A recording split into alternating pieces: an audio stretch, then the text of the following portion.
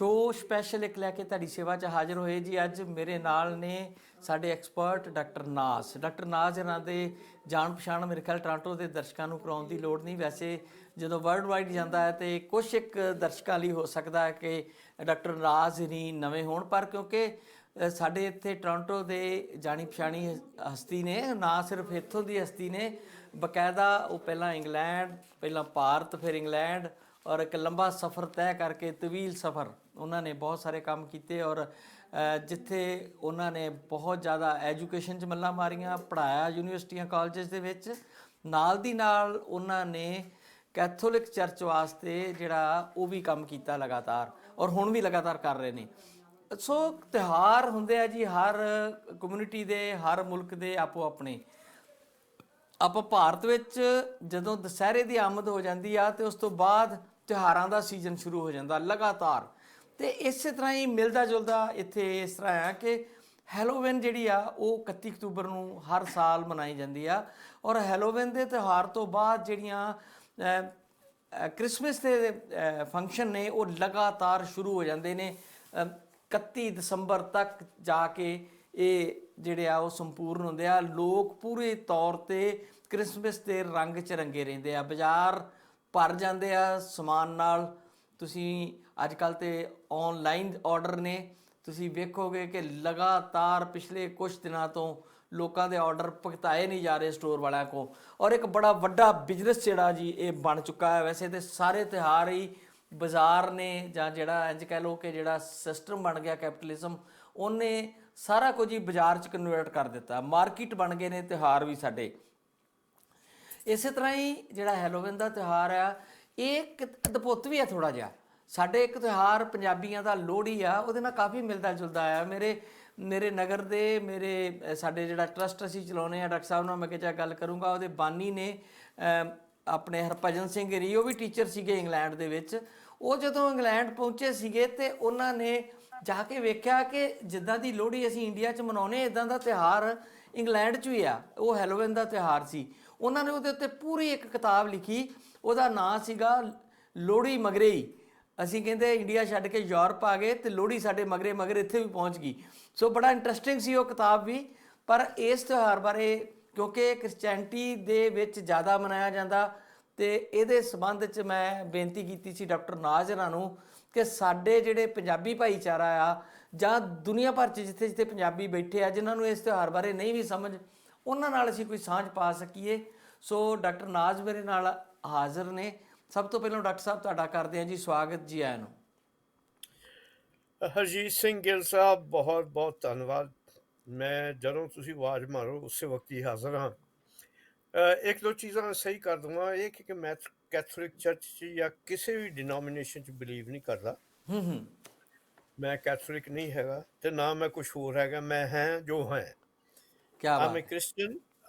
I did my PhD। ਤੁਸੀਂ ਹੈਰਾਨ ਹੋਗੇ, not in Christianity but I did my PhD in Sikhism, Islam and Hinduism. So ਮੇਰਾ ਜਿਹੜਾ ਤੁਸੀਂ ਕਹਿ ਲਓ ਕਿ ਜਿਹੜਾ ਖੇਤਰ ਉਹ ਬੜਾ ਵਿਸ਼ਾਲ ਆ।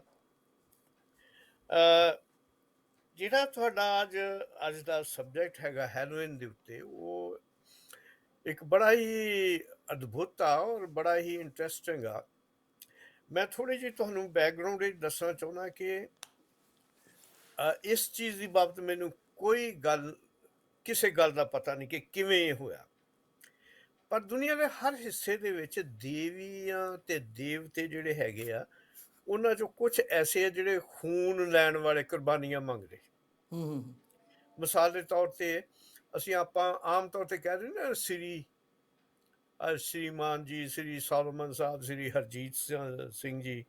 ਇਹ ਸ੍ਰੀ ਅਸਲ 'ਚ 3 ਦੇਵੀਆਂ ਹੁੰਦੀਆਂ ਸੀ ਬਰਮਾ ਦੇ ਮਾਊਂਟੇਨਸ ਦੇ ਉੱਤੇ। ਤਾਂ ਉਹ ਤਿੰਨੋਂ ਦੇਵੀਆਂ ਅਕਲ ਦਾਨਾਈ ਦੀਆਂ ਵੀ ਸੀ, ਪਰ ਉਹ ਕੁਰਬਾਨੀ ਮੰਗਦੀਆਂ ਸੀ। ਆਪਾਂ ਲਾਟਾਂ ਵਾਲੀ ਦੇਵੀ ਨੂੰ ਵੀ ਪੂਜਦੇ ਹਾਂ, ਯਾਦ ਹੈ ਤੁਹਾਨੂੰ ਜੀ। ਅਸਲ 'ਚ ਲਾਟਾਂ ਵਾਲੀ ਦੇਵੀ ਦਾ ਹੁਣ ਪਤਾ ਨਹੀਂ ਕਿਵੇਂ ਤਿਉਹਾਰ ਹੁੰਦਾ ਜਾਂ ਨਹੀਂ, ਪਰ ਅਸਲ 'ਚ ਉਹਦੀ ਬੈਕਗਰਾਊਂਡ ਇਹ ਆ ਕਿ ਇੱਕ ਜਵਾਨ ਬੱਚੇ ਦਾ ਜਿਹੜਾ ਪਲੌਠਾ ਬੱਚਾ ਹੁੰਦਾ ਸੀ, ਬੇਟਾ ਹੁੰਦਾ ਸੀ ਮੇਲ, ਉਹਦੀ ਕੁਰਬਾਨੀ ਦਿੱਤੀ ਜਾਂਦੀ ਸੀ ਉਸ ਦੇਵੀ ਨੂੰ। ਇੱਥੋਂ ਤਾਈਂ ਕਿ ਅਸ਼ਵਮੇਵ ਯੱਗ ਹੈ ਜਿਹੜਾ ਅਸ਼ੋਕ ਦੇ ਵਕਤ ਦੇ ਵਿੱਚ ਵੀ ਬੜਾ, ਉਹਦੇ ਤੋਂ ਪਹਿਲਾਂ ਹੀ ਚੰਦਰਗੁਪਤ ਮੌਰੀਆ ਦੇ ਟਾਈਮ 'ਚ ਵੀ ਮਨਾਇਆ ਜਾਂਦਾ ਸੀ। ਉਹਦਾ ਅਸ਼ੂ ਬੇਸ ਅਸਲ ਦੇ ਵਿੱਚ ਉਹ ਕਿਹਾ ਜਾਂਦਾ ਹੈਗਾ ਆਪਣੇ ਘੋੜੇ ਨੂੰ। ਤੇ ਉਹ ਅਸ਼ਵਮੇਵ ਯੱਗ ਦਾ ਵੀ ਮਤਲਬ ਇਹੋ ਹੀ ਸੀ ਕਿ ਉਹ ਯੱਗ ਜਿਹੜਾ ਸੀ ਉਹ ਖੂਨ ਦੀ ਕੁਰਬਾਨੀ ਦਾ ਹੁੰਦਾ ਸੀ, ਘੋੜੇ ਦੀ ਕੁਰਬਾਨੀ ਦਾ। ਜੀ ਹਾਂਜੀ, ਬਿਲਕੁਲ। ਇਸੇ ਤਰ੍ਹਾਂ ਦੇਵਤੀਆਂ ਦੇਵੇ ਜਿਹੜੀਆਂ ਦੇਵਾ ਔਰ ਦੇਵੀ ਜਿਹਨੂੰ ਕਹਿੰਦੇ ਦਿਵਾ ਸੰਸਕ੍ਰਿਤ ਚ ਵੀ ਹੈ, ਤੇ ਦੇਵੀ ਜਾਂ ਜਿਹੜਾ ਹੈਗਾ ਉਹ ਗ੍ਰੀਕ ਲੈਂਗੁਏਜ 400 ਸਦੀ ਦੇ ਵਿੱਚ, 400 ਸਦੀ ਬਿਫੋਰ ਜੀਸਸ ਕ੍ਰਾਈਸਟ ਦੇ ਪੈਦਾ ਹੋਣ ਤੋਂ ਪਹਿਲਾਂ ਉੱਥੇ ਵੀ ਇਹ ਤਿਉਹਾਰ ਦੇਵੀਆਂ ਦਾ ਮਨਾਇਆ ਜਾਂਦਾ ਸੀ ਤੇ ਉਹਨਾਂ ਨੂੰ ਕੁਰਬਾਨੀ ਦਿੱਤੀ ਜਾਂਦੀ ਸੀ।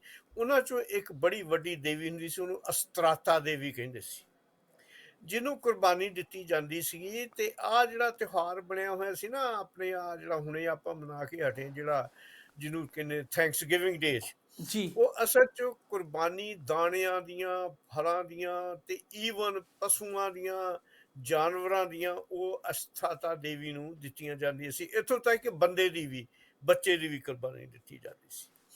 ਇਹ ਤਿਉਹਾਰ ਅਸਲ ਦੇ ਵਿੱਚ ਜਿਹੜਾ ਹੈਲੋਇਨ ਦਾ ਚੱਲਣ ਦਾ ਇਹਦਾ ਕਾਰਨ ਜਿਹੜਾ ਹੈਗਾ ਉਹ ਗ੍ਰੀਕ ਦੇ ਵਿੱਚ ਪਰ ਜਿਹੜੀਆਂ ਐਂਗਲਸ ਔਰ ਬ੍ਰਾਈਥਨ ਕਬੀਲੇ ਜਿਹੜੇ ਇੰਗਲੈਂਡ 'ਚ ਰਹਿੰਦੇ ਸੀ, ਉਹਨਾਂ ਦੇ ਵਿੱਚੋਂ ਜਿਹੜਾ ਇੱਕ ਕਬੀਲਾ ਆਇਰਲੈਂਡ 'ਚ ਰਹਿੰਦਾ ਸੀ, ਉਹ ਇਸ ਦੇਵੀ ਨੂੰ ਕ੍ਰਿਸਚੈਨਿਟੀ ਆਉਣ ਤੋਂ ਪਹਿਲਾਂ ਇਹਦੀ ਪੂਜਾ ਕਰਦਾ ਸੀ।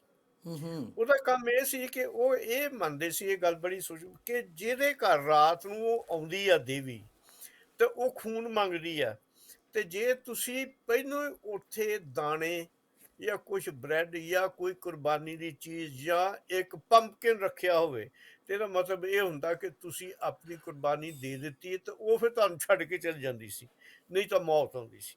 ਇਸ ਲਈ ਇਹ ਤਿਉਹਾਰ ਜਿਹੜਾ ਇਹਦੀ ਕੰਪਲੈਕਸਿਟੀ ਇਸ ਤਰ੍ਹਾਂ ਦੀ ਵੀ ਹੈਗੀ। ਹਾਂਜੀ, ਤੇ ਜੀ ਰਹੀ ਗੱਲ ਇਹ ਕਿ ਜਦੋਂ ਆਇਰਿਸ਼ ਲੋਕ ਇੱਥੇ ਆਪਣੇ ਕੈਨੇਡਾ 'ਚ ਆਏ ਜਾਂ ਇੰਗਲੈਂਡ ਦੇ ਵਿੱਚ ਆਏ, ਸੌਰੀ ਅਮਰੀਕਾ ਦੇ ਵਿੱਚ ਆਏ, ਤੇ ਉਹਨਾਂ ਨੇ ਜਿੱਥੇ ਵੀ ਆਪਾਂ ਚੱਲ ਜਾਈਏ, ਹੁਣ ਆਪਾਂ ਇੱਥੇ ਆ ਗਏ, ਇੱਥੇ ਵੀ ਸਾਡੀਆਂ ਜਿਹੜੀਆਂ ਟ੍ਰੈਡੀਸ਼ਨਲ ਵੈਲਿਊ ਆ, ਵਿਸਾਖੀ ਮਨਾਉਣੀ ਹੈਗੀ ਆ, ਕੜਵਾ ਚੌਥ ਹੁਣ ਮਨਾ ਕੇ ਹਟੇ ਲੋਕ।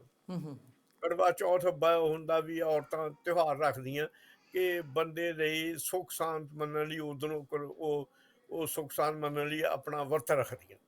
ਇਸ ਲਈ ਪੁਰਾਣੀਆਂ ਜਿਹੜੇ ਸਾਡੇ ਲੰਗਰ ਲੰਗੋਟੇ ਸੀ, ਉਹ ਅਸਲ ਦੇ ਵਿੱਚ ਹਰ ਥਾਂ ਤੇ ਜਿੱਥੇ ਵੀ ਜਿਹੜੀ ਵੀ ਕੌਮ ਗਈ ਉਹ ਲੈ ਕੇ ਆਏ ਤੇ ਉਹ ਨਾਲ ਹੀ ਰੱਖਿਆ। ਤੇ ਇਹਦਾ ਮੈਂ ਬੜਾ ਕਲੀਅਰਲੀ ਦੱਸ ਦਵਾਂ, ਕਿਉਂਕਿ ਆਪਾਂ ਕ੍ਰਿਸਚਨ ਵਰਲਡ 'ਚ ਰਹਿੰਦੇ ਹਾਂ, ਕਿ ਕ੍ਰਿਸਚੈਨਿਟੀ ਦੇ ਨਾਲ ਇਹਦਾ ਕੋਈ ਤਾਲੁਕ ਨਹੀਂ। ਕ੍ਰਿਸਚੈਨਿਟੀ ਕੰਡੈਮਸ ਇਟ।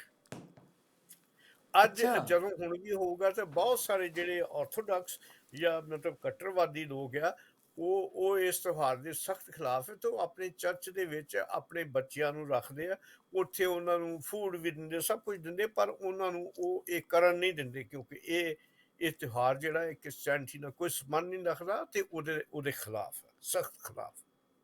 ਅੱਛਾ ਅੱਛਾ ਹਾਂਜੀ, ਡਾਕਟਰ ਸਾਹਿਬ, ਜਿਹੜਾ ਜਿੱਦਾਂ ਤੁਸੀਂ ਕਿਹਾ ਕਿ ਥੈਂਕਸ ਗਿਵਿੰਗ ਡੇ ਦੇ ਨਾਲ ਵੀ ਇਹਦਾ ਕੋਈ ਰਿਲੇਸ਼ਨ ਹੈ ਥੋੜਾ ਬਹੁਤਾ, ਉਹ ਇੱਕ ਵਾਰੀ ਸਾਨੂੰ ਦੁਬਾਰਾ ਸਮਝਾਓ ਕਿ ਉਹ ਕਿਸ ਤਰੀਕੇ ਨਾਲ ਆ। ਕਿ ਜਿਹੜਾ ਥੈਂਕਸ ਆਪਾਂ ਕਰਦੇ ਆ, ਮਤਲਬ ਉਸ ਦਿਨ ਤੇ ਕਹਿੰਦੇ ਆ ਨਾ ਥੋੜਾ ਜਿਹਾ ਉਹ ਟਰਕੀ ਵਗੈਰਾ ਦਾ ਕਰਕੇ ਕਰਦੇ ਸੀ, ਉਹਦੀ ਬਲੀ ਦਾ ਕੋਈ ਇਸ ਤਰ੍ਹਾਂ ਦਾ ਤਿਉਹਾਰ ਸੀ ਕਿ ਬਹੁਤ ਜਦ ਵੱਡਾ ਕਾਲ ਪੈ ਗਿਆ ਸੀਗਾ, ਤੇ ਉਹ ਗੋਡ ਨੇ ਜਾਂ ਉਸ ਸਮੇਂ ਦੇ ਜਿਨ੍ਹਾਂ ਨੂੰ ਪੂਜਿਆ ਜਾਂਦਾ ਸੀ, ਉਹਨਾਂ ਨੇ ਟਰਕੀ ਦੇ ਰੂਪ ਦੇ ਵਿੱਚ ਮਨੁੱਖ ਨੂੰ ਖਾਣ ਵਾਸਤੇ ਭੋਜਨ ਭੇਜ ਦਿੱਤਾ। ਮੈਂ ਇਦਾਂ ਪੜਿਆ ਸੁਣਿਆ। ਤੇ ਕੀ ਨਹੀਂ ਉਹਦੇ ਏਦਾਂ ਉਹਦੇ ਨਹੀਂ ਨਾਲ ਹੈਗੀ ਕੋਈ ਗੱਲ, ਰਿਲੇਸ਼ਨ? ਉਹਦਾ ਥੋੜਾ ਬਹੁਤ ਇੰਨਾ ਰਲਦੀ ਹੈ ਗੱਲ, ਹਾਂਜੀ ਪਰ ਉਹ ਆਪਾਂ ਸਿਰਫ ਪ੍ਰੋਗਰਾਮ ਕਰਨਾ ਸੀ, ਤੁਸੀਂ ਉਦੋਂ ਚਲੇ ਗਏ ਔਟਵਾਲ ਨੂੰ, ਉਧਰਲੇ ਪਾਸੇ ਨੂੰ, ਹਾਂਜੀ, ਨਹੀਂ ਤਾਂ ਆਪਾਂ ਉਹਦੇ ਤੇ ਹੱਥ ਥੈਂਕਸ ਪੂਰਾ। ਗਿਵਿੰਗ ਡੇ ਤੇ ਕਰਨਾ ਸੀ ਉਹਨਾਂ ਦਿਨਾਂ 'ਚ। ਹਾਂਜੀ ਥੈਂਕਸ ਗਿਵਿੰਗ ਡੇ ਦਾ ਮਤਲਬ ਇਹ ਆ ਕਿ ਪ੍ਰਭੂ ਨੇ ਜੋ ਬਰਕਤਾਂ ਸਾਨੂੰ ਇਹਨਾਂ ਦਿਨਾਂ 'ਚ, ਖਾਸ ਕਰਕੇ ਹੁਣ ਤੁਹਾਨੂੰ ਪਤਾ ਫਸਲ ਸਾਰੀ ਕੱਟੀ ਗਈ, ਹਾਂਜੀ ਉਹ ਤਿਉਹਾਰ ਕਿਵੇਂ ਪੈਦਾ ਹੋਇਆ? 16ਵੀਂ ਸਦੀ ਵਿੱਚ ਜਿਹੜੇ ਆਇਰਿਸ਼ ਲੋਕ ਤਾਂ ਬ੍ਰਿਟਿਸ਼ ਲੋਕ ਮੇਫੀਲਡ ਜਹਾਜ਼ 'ਚ ਬਹਿ ਕੇ ਪਹਿਲੇ ਇਮੀਗ੍ਰੈਂਟ ਜਿਹੜੇ ਇੱਥੇ ਆਏ, ਹੂੰ ਤੁਸੀਂ ਇਮੈਜਿਨ ਕਰੋ ਕਿ ਏਡੀ ਵੱਡੀ ਉਹ ਕਿਸ਼ਤੀ ਸੀ ਜਿੰਨੀ ਇੱਕ ਬੱਸ ਹੁੰਦੀ, ਅੱਛਾ ਜੀ ਇੰਨੀ ਛੋਟੀ, ਹੂੰ ਤੇ ਉਹਦੇ ਦੋ ਹਿੱਸੇ ਸੀ, ਤੇ 102 ਕੇ 123 ਬੰਦੇ ਸੀ ਉਹਦੇ 'ਚ। ਤੁਸੀਂ ਇਮੈਜਿਨ ਕਰੋ ਕਿ ਇਹਦਾ ਮਤਲਬ ਉਹਨਾਂ ਨੂੰ ਅਜੇ ਇੰਨਾ ਵੀ ਨਹੀਂ ਪਤਾ ਸੀ ਕਿ ਸਮੁੰਦਰ ਦੇ ਵਿੱਚ ਜਾਣਾ ਹੈ, ਦੂਜੇ ਦਿਨ ਥੋੜ੍ਹਾ ਉੱਥੇ ਪਹੁੰਚ ਜਾਣਾ, ਇਹ ਕਿੱਦਾਂ ਫੂਡ ਲੈਣੀ ਆ, ਕਿਵੇਂ ਅਸੀਂ ਆਪਣੇ ਆਪ ਨੂੰ। ਤੇ ਜਦੋਂ ਇੱਥੇ ਆਏ ਤੇ ਇੱਥੇ ਫਿਰ ਜਿਹੜਾ ਸਵੀਅਰ ਵੈਦਰ ਸੀ ਉਹ ਵੀ ਪੇਸ਼ ਕੀਤਾ। ਉਹ 123 ਦੇ ਵਿੱਚੋਂ ਮਰਦੇ ਮਰਦੇ ਕੋਈ ਮੁਸ਼ਕਲ ਨਾਲ 53 ਕਿ 54 ਲੋਕ ਰਹਿ ਗਏ, ਫੈਮਿਲੀ ਜਿਹੜੀਆਂ ਬਾਕੀ ਮਰ ਮੁਰ ਗਏ। ਅੱਛਾ ਜੀ। ਉਹਨਾਂ ਹੀ ਦਿਨਾਂ ਦੇ ਵਿੱਚ ਜਦੋਂ ਉਹਨਾਂ ਨੇ ਫਿਰ ਇੱਕ ਗੱਲ ਸਮਝੀ, ਉਹ ਇਹ ਸੀ ਕਿ ਉਹ ਜਦੋਂ ਬਾਰਿਸ਼ ਹੋਈ ਤੇ ਉਦੋਂ ਅੱਛੀ ਅੱਛੀ ਫਸਲ ਹੋਈ। ਤੇ ਦੇ ਵਰ religious people at that time. ਉਹਨਾਂ ਨੇ ਕੀ ਕੀਤਾ ਕਿ ਉਸ ਤਿਉਹਾਰ ਨੂੰ ਮਨਾਇਆ ਥੈਂਕਸ ਗਿਵਿੰਗ 'ਚ। ਤਾਂ ਹੁਣ ਮੀਟ ਕਿੱਥੋਂ ਲੈਣਾ ਸੀ? ਇਹਨਾਂ ਮੁਲਕਾਂ ਦੇ ਵਿੱਚ ਟਰਕੀ ਇੱਕ ਐਸੀ ਇੰਗਲੈਂਡ ਅਮਰੀਕਾ ਦੇ ਵਿੱਚ ਇੱਕ ਜਾਨਵਰ ਸੀ ਜਿਹੜਾ ਈਜ਼ੀਲੀ ਫੜਿਆ ਜਾ ਸਕਦਾ ਸੀ ਤੇ ਉਹਨੂੰ ਮਾਰ ਕੇ ਖਾਧਾ ਜਾ ਸਕਦਾ ਸੀ। ਥੋੜ੍ਹੀਆਂ ਫੈਮਲੀਆਂ ਰਹਿ ਗਈਆਂ, ਉਹਨਾਂ ਨੇ ਇਕੱਠੇ ਹੋ ਕੇ ਇੱਕ ਤਿਉਹਾਰ ਮਨਾਇਆ ਥੈਂਕਸ ਗਿਵਿੰਗ ਡੇ ਦਾ, ਅੱਛਾ ਜੀ। ਕਿ ਪ੍ਰਭੂ ਤੂੰ ਸਾਨੂੰ ਬਚਾ ਲਿਆ ਤੇ ਸਾਡੀ ਫਸਲ ਵੀ ਹੁਣ ਗਈ ਹੈ ਸਾਲ ਦੇ ਬਾਅਦ, ਤੇ ਅਸੀਂ ਥੈਂਕ ਯੂ ਕਰਦੇ। ਉਹਦੇ ਬਾਅਦ ਮੇਰੇ ਖਿਆਲ ਇਹ ਗੱਲ ਬਿਬਲੀਕਲ ਵੀ ਹੈ ਕਿ ਔਰ ਹਰ ਧਰਮ ਦੇ ਵਿੱਚ ਤੁਸੀਂ ਅੰਦਾਜ਼ਾ ਲਾਓ ਕਿ ਜਿਹੜੇ 12 ਮਾਹ ਪ੍ਰਭੂ ਗੁਰੂ ਨਾਨਕ ਦੇਵ ਜੀ ਨੇ ਲਿਖ ਮਾਰੇ, ਉਹਦੇ ਚ ਪ੍ਰਭੂ ਦੀ ਪ੍ਰਸ਼ੰਸਾ ਜਾਂ ਥੈਂਕਸ ਗਿਵਿੰਗ ਹੀ ਆ, ਥੈਂਕਸ ਹੀ ਆ ਸਾਰਾ। ਧੰਨ ਹੈ ਤੂੰ, ਧੰਨ ਹੈ ਤੂੰ। ਤੇ ਇਸ ਲਈ ਜਿਹੜੀ ਇੱਥੇ ਵੀ ਆਪਣੇ ਜਿਹੜੀ ਫਸਲ ਸਾਡੇ ਕੋਲ ਆਉਂਦੀ ਹੈ ਤੇ ਜੋ ਕੁਝ ਸਾਡੇ ਕੋਲ ਪੈਦਾਵਾਰ ਸਾਡੇ ਕੋਲ ਆਉਂਦੇ, ਅਸੀਂ ਉਦੋਂ ਉਹਦੇ ਚੋਂ ਦਹਿਯਕੀ ਕੱਢ ਕੇ ਲਿਜਾਨੇ ਆ ਤੇ ਭੁੱਖੇ ਲੋਕਾਂ ਨੂੰ ਖਵਾਉਂਦੇ ਆ। ਤੇ ਤੁਹਾਨੂੰ ਪਤਾ ਕਿ ਅੱਜ ਦੇ ਦਿਨ ਵਿੱਚ ਬਹੁਤ ਵੱਡਾ ਇੱਕ ਇਕੱਠ ਭਰਜਨ ਦਾ ਜਾਂ ਪੈਸਿਆਂ ਦਾ ਹੁੰਦਾ ਤਾਂ ਕਿ ਜਿਹੜੇ ਭੁੱਖੇ ਲੋਕ ਆ ਉਹਨਾਂ ਨੂੰ ਸਾਰੀ ਦੁਨੀਆ ਦੇ ਵਿੱਚ ਭੋਜਨ ਦਿੱਤਾ ਜਾਵੇ। ਇਹ ਉਹਦੀ ਛੋਟੀ ਜਿਹੀ ਬੈਗ ਜੀ। ਅੱਛਾ ਡਾਕਟਰ ਹਾਂਜੀ ਸਾਹਿਬ, ਜਿਸ ਤਰ੍ਹਾਂ ਆਪਾਂ ਕਹਿ ਰਹੇ ਹਾਂ, ਮੈਂ ਦੇਖ ਰਿਹਾ ਸੀ ਥੋੜ੍ਹਾ ਜਿਹਾ ਕਿ ਜਿਵੇਂ ਤੁਸੀਂ ਦੱਸਿਆ ਹੀ ਆ ਕਿ ਆਇਰਲੈਂਡ ਤੋਂ ਲੋਕ ਜਿਹੜੇ ਆ ਜਦੋਂ ਇਮੀਗ੍ਰੈਂਟ ਇੱਥੇ ਪਹੁੰਚੇ ਤੇ ਉਹਨਾਂ ਵੱਲੋਂ ਇਹ ਤਿਉਹਾਰ ਦੀ ਸ਼ੁਰੂਆਤ ਹੋਈ। ਵੈਸੇ ਮੈਂ ਜਿਸ ਤਰ੍ਹਾਂ ਗੂਗਲ ਵਗੈਰਾ ਚੈੱਕ ਕੀਤਾ, ਉਹ 'ਚ ਦੱਸਿਆ ਕਿ ਆਇਰਿਸ਼ ਤੇ ਜਿਹੜੇ ਸਕਾਟਲੈਂਡ ਦੇ ਲੋਕ ਸੀਗੇ ਸਭ ਤੋਂ ਪਹਿਲਾਂ ਉਹ ਇਹਨੂੰ ਮਨਾਉਂਦੇ ਸੀਗੇ ਤੇ 1880 ਵਿੱਚ ਉਹ ਇਮੀਗ੍ਰੈਂਟ ਪਹਿਲੀ ਵਾਰ ਇੱਥੇ ਨਾਰਥ ਅਮਰੀਕਾ ਜਦੋਂ ਪਹੁੰਚਿਆ ਤੇ ਉਦੋਂ ਇਹਦੀ ਸ਼ੁਰੂਆਤ ਹੋਈ ਆ ਬਹੁਤ ਲਿਮਟਿਡ ਜਿਹੇ ਦਾਇਰੇ ਦੇ ਵਿੱਚ। ਤੇ ਫਸਟ ਟਾਈਮ ਜਿਹੜਾ ਇਹ ਤਿਉਹਾਰ ਹੈ ਇਹਨੂੰ ਸੈਲੀਬ੍ਰੇਟ 1898 ਵਿੱਚ ਕੈਨੇਡਾ ਦੀ ਧਰਤੀ 'ਤੇ ਜੇ ਵੇਖਿਆ ਜਾਵੇ ਤੇ ਵੈਨਕੂਵਰ 'ਚ ਇਹਦੀ ਸ਼ੁਰੂਆਤ ਹੋਈ। ਤੇ ਉਹਦੇ ਤੋਂ ਬਾਅਦ 1927 'ਚ ਇਹ ਅਲਬਰਟਾ ਵਗੈਰਾ ਵਿੱਚ ਵੀ ਮਨਾਉਣਾ ਸ਼ੁਰੂ ਹੋ ਗਿਆ। ਤੇ ਹੌਲੀ ਹੌਲੀ ਇਹ ਇੰਨਾ ਵੱਡਾ ਤਿਉਹਾਰ ਹੋ ਗਿਆ ਕਿ 1990 ਤੱਕ ਪਹੁੰਚਦਿਆਂ ਕਿਹਾ ਜਾ ਰਿਹਾ ਹੈ ਕਿ 1 ਬਿਲੀਅਨ ਦੀ ਇਕਨੋਮੀ ਇਹਦੇ ਨਾਲ ਜੁੜ ਗਈ ਜੀ, ਇਸ ਤਿਉਹਾਰ ਨਾਲ। ਮਤਲਬ ਇੰਨਾ ਵੱਡਾ ਬਾਜ਼ਾਰ ਇਹ ਬਣ ਗਿਆ ਜੀ।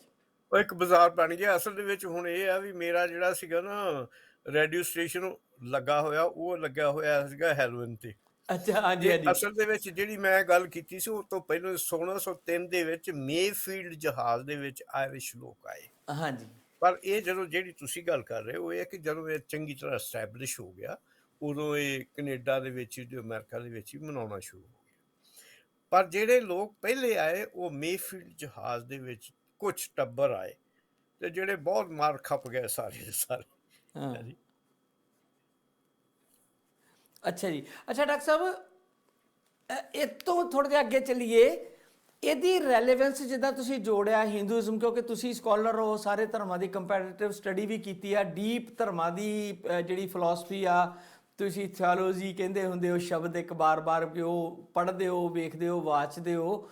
ਤੇ ਜਿਹੜੇ ਇਹ ਹਿੰਦੂਇਜ਼ਮ ਦਾ ਜਿਹੜੀਆਂ ਮਿੱਥਾਂ ਨੇ ਪੁਰਾਤਨ, ਉਹਨਾਂ ਵਿੱਚ ਜਿਵੇਂ ਤੁਸੀਂ ਲਾਟਾਂ ਵਾਲੀ ਜਵਾਲਾ ਜੀ ਮਾਤਾ ਦਾ ਜ਼ਿਕਰ ਕੀਤਾ, ਵੈਸੇ ਤੇ ਇਹ ਤਿਉਹਾਰ ਵੀ ਜਿਹੜਾ ਹੁਣੇ ਜਿਹੜਾ ਆਪਾਂ ਜਿਹਨੂੰ ਕਹਿ ਰਹੇ ਹਾਂ ਕਿ ਜਿਹੜਾ ਆਪਣੇ ਮਰਦ ਵਾਸਤੇ ਲੰਬੀ ਉਮਰ ਵਾਸਤੇ ਔਰਤਾਂ ਰੱਖਦੀਆਂ, ਜਿਹਨੂੰ ਕਰਵਾ ਚੌਥ ਕਹਿੰਦੇ ਆ, ਉਹ ਵੀ ਕਿਤੇ ਨਾ ਕਿਤੇ ਇਹਨਾਂ ਦੇਵੀਆਂ ਨਾਲ ਜੁੜਿਆ ਹੋਇਆ। ਤੁਹਾਨੂੰ ਯਾਦ ਹੋਣਾ ਕੰਜਕਾਂ ਨੂੰ ਬੁਲਾ ਕੇ ਜਦੋਂ ਨਵਰਾਤਰੇ ਸ਼ੁਰੂ ਹੁੰਦੇ ਆ ਤੇ ਇਹਦੀ ਸ਼ੁਰੂਆਤ ਕੀਤੀ ਜਾਂਦੀ ਸੀ ਕਿ ਉਹਨਾਂ 5 ਦੇਵੀਆਂ ਦੀ ਪੂਜਾ ਕਿਸਮ ਦੀ ਕਰਨ ਵਾਲੀ ਗੱਲ।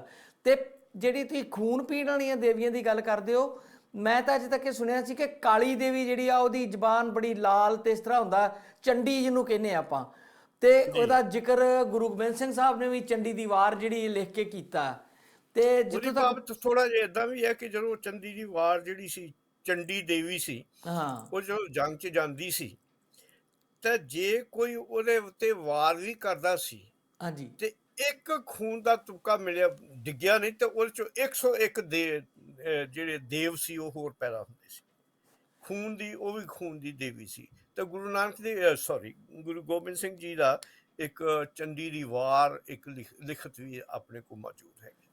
ਡਾਕਟਰ ਸਾਹਿਬ, ਵੈਸੇ ਮੇਰੀ ਜਾਣਕਾਰੀ ਮੁਤਾਬਕ ਜਿਹੜੀ ਚੰਡੀ ਦੀ ਵਾਰ ਆ ਉਹ ਮਾਰਕੰਡੇ ਪ੍ਰਾਣ ਦੀ ਇੱਕ ਕਥਾ ਆ ਤੇ ਉਹਦੇ ਵਿੱਚ ਗੁਰੂ ਸਾਹਿਬਾਂ ਨੇ ਉਹਦਾ ਉਲਥਾ ਕਰਕੇ ਉਹਨੂੰ ਬ੍ਰਿਜ ਭਾਸ਼ਾ ਜਾਂ ਸੌਖੀ ਭਾਸ਼ਾ ਜਿਹੜੀ ਸਮੇਂ ਦੀ ਭਾਸ਼ਾ ਸੀ ਉਹਦੇ ਵਿੱਚ ਲਿਆਂਦਾ ਸੀ। ਤੇ ਉਹਨਾਂ ਦਾ ਮਕਸਦ ਦੇ ਪਿੱਛੇ ਇਹ ਦੱਸਿਆ ਗਿਆ, ਵੈਸੇ ਤੁਸੀਂ ਸਕਾਲਰ ਹੋ, ਤੁਸੀਂ ਮੈਨੂੰ ਚੰਗੀ ਤਰ੍ਹਾਂ ਸਮਝਾ ਦਿਓ ਕਿ ਜਿਹੜੇ ਉਸ ਸਮੇਂ ਦੇ ਲੋਕ ਸੀਗੇ ਉਸ ਖਿੱਤੇ ਦੇ, ਉਹ ਬੜੇ ਡਰੇ ਹੋਏ ਸੀਗੇ। ਇਸਲਾਮਿਕ ਜਿਹੜੇ ਲੋਕ ਸੀਗੇ ਉਹ ਤਲਵਾਰ ਦੇ ਬੜੇ ਧਨੀ ਸੀ, ਤੇ ਹਿੰਦੂ ਧਰਮ ਵਾਲੇ ਜਿਹੜੇ ਲੋਕ ਸੀਗੇ ਉਹ ਬੁੱਤ ਪੂਜ, ਦੇਵੀਆਂ ਦੀਆਂ ਪੂਜਾ ਤੇ ਗਊ ਮਾਤਾ ਨੂੰ ਪੂਜੀ ਜਾਣਾ, ਮਤਲਬ ਇੱਕ ਦੀ ਕਮਜ਼ੋਰੀ ਦਾ ਸ਼ਿਕਾਰ ਹੋ ਗਏ ਸੀਗੇ। ਤੇ ਗੁਰੂ ਸਾਹਿਬਾਂ ਨੇ ਉਸ ਇਤਿਹਾਸਕ ਕਥਾ ਨੂੰ ਚੁਣ ਕੇ ਲੋਕਾਂ ਨੂੰ ਪ੍ਰੇਰਨਾ ਦੇਣ ਲਈ ਕਿ ਜੇ ਇੱਕ ਔਰਤ ਇੰਨੀ ਬਹਾਦਰੀ ਨਾਲ ਮੁਕਾਬਲਾ ਕਰ ਸਕਦੀ ਆ ਤੇ ਤੁਸੀਂ ਵੀ ਉੱਠੋ, ਲੋਕਾਂ ਨੂੰ ਜਾਗਰੂਕ ਕਰਨ ਲਈ ਉਹ ਇੱਕ ਉਹਨਾਂ ਦੇ ਧਰਮ ਚੋਂ ਇੱਕ ਇੰਸਟਾਂਟ ਲੈ ਕੇ, ਇੱਕ ਰੈਫਰੈਂਸ ਲੈ ਕੇ ਤੇ ਉਹਨੂੰ ਜਿੱਦਾਂ ਅਸੀਂ ਕਹਿੰਦੇ ਅੱਜ ਦੇ ਸਮੇਂ 'ਚ ਉਹਨੂੰ ਟਰਾਂਸਲੇਟ ਕਰਕੇ ਲੋਕਾਂ ਤੱਕ ਪਹੁੰਚਾਉਣ ਦਾ ਯਤਨ ਕੀਤਾ ਸੀ, ਜਿੱਦਾਂ ਮੈਂ ਪੜਿਆ ਜੀ। ਤੁਸੀਂ ਇਹ ਤੇ ਹੋਰ ਵਿਸਤਾਰ ਦੇ ਠੀਕ ਹੈ। ਤੁਹਾਡੀ ਉਹ ਗੱਲ ਇਹ ਆ ਕਿ ਚੰਡੀ ਦੀ ਵਾਰ ਜਿਹੜੀ ਹੈ, ਇਹ ਕੋਈ ਚੰਡੀ ਦੇਵੀ ਜਿਹੜੀ ਹੈ, ਇਹ ਕੋਈ ਅੱਜ ਦੀ ਦੇਵੀ ਨਹੀਂ, ਇਹ ਕੋਈ ਮਸੀਹ ਤੋਂ 400-500 ਸਾਲ ਗ੍ਰੀਕ ਮਾਈਥੋਲੋਜੀ ਨਾਲ ਵੀ ਜੁੜਦੀ ਹੈ ਜੀ। ਪਰ ਇਹਦਾ ਇਹ ਗੁਰੂ ਜੀ ਨੇ ਅਸਲ ਦੇ ਵਿੱਚ ਇਹਦਾ ਇੰਸਪਾਇਰੇਸ਼ਨ ਦੇਣ ਦਾ ਇਹੋ ਮਤਲਬ ਸੀ ਕਿ ਔਰਤਾਂ ਜਿਹੜੀਆਂ ਉਹ ਵੀ ਇੱਕ ਗੋਡੈਸ ਦੇ ਤਰੀਕੇ ਦੇ ਨਾਲ ਤਲਵਾਰ ਫੜ ਕੇ ਲੜ ਸਕਦੀਆਂ ਬਰਾਬਰ ਬੰਦੇ, ਕਿਉਂਕਿ ਜਿਹੜੀ ਹਾਲਾਤ ਹਿੰਦੂਇਜ਼ਮ ਦੇ ਵਿੱਚ ਸੀ ਕਿ ਤਲਵਾਰ ਫੜਨੀ ਤੇ ਇੱਕ ਪਾਸੇ, ਮੈਂ ਕਹਿੰਦਾ ਜਿਹੜੇ ਮਰਦ ਜਿਹੜੇ ਸੀ ਉਹਨਾਂ ਦੇ ਵਿੱਚੋਂ ਜਿਹੜੇ ਸ਼ੂਦਰ ਸੀ ਉਹਨਾਂ ਨੂੰ ਨਾ ਘੋੜੇ ਤੇ ਚੜ੍ਹਨ ਦੀ ਆਰਡਰ ਸੀ, ਨਾ ਉਹ ਪਗੜੀ ਬੰਨ੍ਹ ਸਕਦੇ ਸੀ, ਨਾ ਉਹ ਜੰਗ ਲੜ, ਸਿਰਫ ਰਾਜਪੂਤ ਨੇ ਜੀ। ਹਾਂ, ਔਰ ਤੁਸੀਂ ਚੰਗੀ ਤਰ੍ਹਾਂ ਜਾਣਦੇ ਕਿ ਜਿਹੜੇ ਸੰਘਰਸ਼ਕਾਰੀ ਅਸਲ 'ਚ ਵਰਕਿੰਗ ਕਲਾਸ ਹੀ ਹੁੰਦੇ, ਛੀਂਬੇ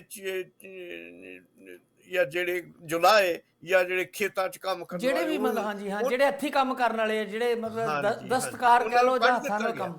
ਹਾਂਜੀ, ਤੇ ਇਸ ਲਈ ਨੋ ਮੈਟਰ ਇਹਦੀ ਵਾਟ ਇਟਸ ਬੈਕਗਰਾਉਂਡ ਇਜ਼, ਪਰ ਮੈਂ ਮਹਿਸੂਸ ਕਰਦਾ ਕਿ ਜਿੱਥੋਂ ਵੀ ਉਹਨਾਂ ਨੇ ਲਿਆ ਪੁਰਾਣੇ ਇਤਿਹਾਸ 'ਚੋਂ ਚੁੱਕਿਆ, ਪਰ ਉਹ ਇੰਸਪਾਇਰੇਸ਼ਨ ਦੇਣ ਲਈ ਹੀ ਸੀ। ਤੇ ਅਸਲ ਦੇ ਵਿੱਚ ਮੈਂ ਮਹਿਸੂਸ ਕਰਦਾ ਕਿ ਇੱਕ ਜਿਹੜਾ ਰੈਵੋਲੂਸ਼ਨ ਜਿਹੜਾ ਹਿੰਦੂ ਧਰਮ ਦੇ ਵਿੱਚ ਇੱਕ ਸਿੱਖ ਧਾਰਨਾ ਜਾਂ ਉਹਦੇ ਸਾਜਣਾ ਦਾ ਜਾਂ ਸਿਰਜਣ ਦਾ ਮੌਕਾ ਆਇਆ ਹੈਗਾ, ਸਿਰਜਣਾ ਤਾਂ ਮੈਂ ਕਹੂੰਗਾ ਕਿ ਪਹਿਲੇ ਗੁਰੂ ਤੋਂ ਹੀ ਹੋ ਗਈ, ਪਰ ਉਹਦੀ ਸਾਜਣਾ ਜਿਹੜੀ ਕੀਤੀ ਉਹ ਗੁਰੂ ਗੋਬਿੰਦ ਸਿੰਘ ਜੀ ਮਹਾਰਾਜ ਨੇ ਕੀਤੀ ਜੀ। ਅੱਛਾ ਡਾਕਟਰ ਸਾਹਿਬ, ਮੈਂ ਥੋੜ੍ਹਾ ਜਿਹਾ ਇਹਨੂੰ ਹੋਰ ਇੰਟਰਸਟਿੰਗ ਮੇਰੇ ਦਿਮਾਗ 'ਚ ਇੱਕ ਗੱਲ ਆ ਰਹੀ ਆ। ਖੁਸ਼ਵੰਤ ਸਿੰਘ ਦੀ ਜੀਵਨੀ ਅਗਰ ਆਪਾਂ ਪੜ੍ਹੀ ਆ, ਤੁਸੀਂ ਤੇ ਜ਼ਰੂਰ ਪੜ੍ਹੀ ਹੋਏਗੀ, ਸਾਡੇ ਕੋਈ ਦਰਸ਼ਕਾਂ ਨੇ ਵੀ ਪੜ੍ਹੀ ਹੋਏਗੀ। ਉਹਨਾਂ ਨੇ ਇੱਕ ਥਾਂ ਦੇ ਉੱਤੇ ਲਿਖਿਆ ਆ ਕਿ ਪੰਜਾਬ ਦੇ ਜਿਹੜੇ ਜੱਟ ਨੇ, ਜਿਹੜੀ ਤੁਸੀਂ ਗੱਲ ਕਹੀ ਆ ਹੁਣੇ ਹੀ, ਕਿ ਜਿਹੜੇ ਹੱਥੀਂ ਕੰਮ ਕਰਨ ਵਾਲੇ, ਖੇਤੀ ਕਰਨ ਵਾਲੇ, ਕੱਪੜਾ ਬੁਣਨ ਵਾਲੇ, ਕੱਪੜੇ ਨੂੰ ਰੰਗ ਦੇਣ ਵਾਲੇ, ਯਾਨੀ ਕਿ ਉਹ ਮਿਹਨਤਕਸ਼ ਲੋਕ ਜਿਹੜੇ ਆ ਉਹ ਹੀ ਮਤਲਬ ਲੜਾਈ ਦੇ ਮੈਦਾਨ 'ਚ ਆਪਣੇ ਹੱਥ ਜਮਾ ਸਕਦੇ ਸੀ, ਪਰ ਕਿਉਂਕਿ ਉਹਨਾਂ ਨੂੰ ਵਰਜਿਆ ਹੋਇਆ ਸੀ ਹਿੰਦੂ ਧਰਮ ਦੀਆਂ ਰਵਾਇਤਾਂ ਨੇ। ਤੇ ਸਿੱਖ ਧਰਮ ਬਾਰੇ ਵੀ ਉਹ ਕਹਿੰਦੇ ਆ ਕਿ ਇੱਕ ਵੀ ਗੁਰੂ ਇਸ ਕਮਿਊਨਿਟੀ 'ਚੋਂ ਨਹੀਂ ਸੀਗਾ, ਪਰ ਸਭ ਤੋਂ ਜ਼ਿਆਦਾ ਜਿਹੜੀ ਜੱਟ ਸਿੱਖ ਕਮਿਊਨਿਟੀ ਉਹ ਅੱਗੇ ਵਧੀ ਤੇ ਉਹਨਾਂ ਨੇ ਜਿਹੜੇ ਬਾਹਰੋਂ ਆਉਣ ਵਾਲੇ ਲੋਕ ਸੀ ਉਹਨਾਂ ਦੇ ਮੂੰਹ ਮੋੜੇ ਤੇ ਉਹਨਾਂ ਨਾਲ ਲੜਾਈਆਂ ਕਰ ਕਰਕੇ ਤੇ ਸਿੱਖ ਧਰਮ ਦੀ ਫਿਲਾਸਫੀ ਨੂੰ ਸਭ ਤੋਂ ਪਹਿਲਾਂ ਉਹਨਾਂ ਗ੍ਰਹਿਣ ਕੀਤਾ। ਅੱਜ ਵੀ ਲੋਕੀ ਕਹਿੰਦੇ ਆ ਕਿ ਜੱਟਵਾਦ ਹਾਵੀ ਹੋ ਗਿਆ ਸਿੱਖ ਧਰਮ ਦੇ ਉੱਤੇ, ਬਹੁਤ ਇੱਕ ਆਮ ਇੱਥੇ ਗੱਲ ਕਹੀ ਜਾਂਦੀ ਆ।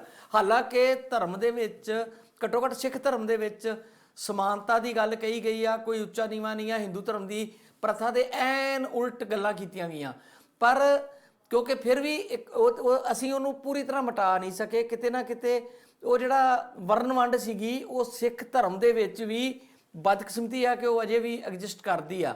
ਤੇ ਉਹਦੇ ਵਿੱਚ ਜਿਹੜੀ ਜੱਟ ਕੌਮ ਆ, ਜਿਹੜੇ ਸਿੱਖ ਵੀ ਕਨਵਰਟ ਹੋ ਗਏ, ਉਹ ਵੀ ਕਹਿੰਦੇ ਕਿ ਅਸੀਂ ਰਾਜਪੂਤਾਂ 'ਚੋਂ ਆਏ ਸੀਗੇ ਤੇ ਫਿਰ ਇੱਥੇ ਆ ਕੇ ਵਾਰੀਅਰ ਬਣੇ। ਤੇ ਗੁਰੂ ਸਾਹਿਬਾਂ ਦਾ ਜਿਹੜਾ ਫਲਸਫਾ ਖਾਸ ਕਰਕੇ 6ਵੀਂ ਪਾਤਸ਼ਾਹੀ ਤੋਂ ਬਾਅਦ, ਤੇ ਉਹਦੇ ਵਿੱਚ ਸਭ ਤੋਂ ਪਹਿਲਾਂ ਇਨਵੋਲਵ ਹੋਣ ਵਾਲੀ ਇਹ ਹੀ ਜਾਤੀ ਸੀ, ਕਿਉਂਕਿ ਉਹ ਹੱਥੀਂ ਕੰਮ ਕਰਨ ਵਾਲੀ ਮਿਹਨਤਕਸ਼ ਕੌਮ ਸੀਗੀ, ਜਿਵੇਂ ਤੁਸੀਂ ਵੀ ਦੱਸਿਆ ਜੀ।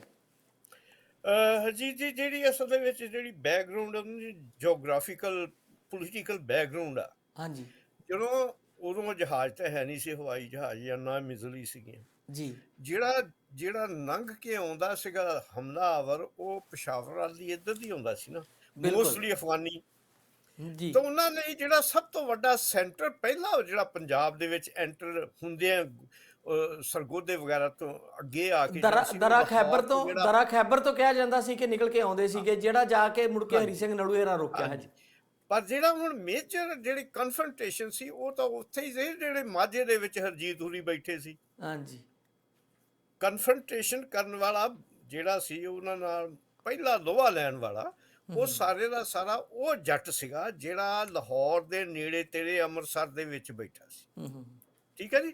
ਮੁੜ ਕੇ ਆ ਗਿਆ ਦੁਆਬਾ। ਦੁਆਬੇ ਦੇ ਤਾਂ ਮੈਂ, ਹਾਲਾਂਕਿ ਮੈਂ ਦੁਆਬੇ ਤੋਂ ਮੈਂ ਸੋਚਦਾ ਕਿ ਇਹ ਪੜ੍ਹੇ ਲਿਖੇ ਜੇ ਜ਼ਿਆਦਾ ਸੀਗੇ, ਇਹ ਤੇ ਐਵੇਂ ਇੱਦਾਂ ਹੀ ਕਹਿ ਲਓ ਵੀ ਇਹ ਬਾਣੀਆਂ ਵਾਂਗੂ ਹੀ ਸੀਗੇ।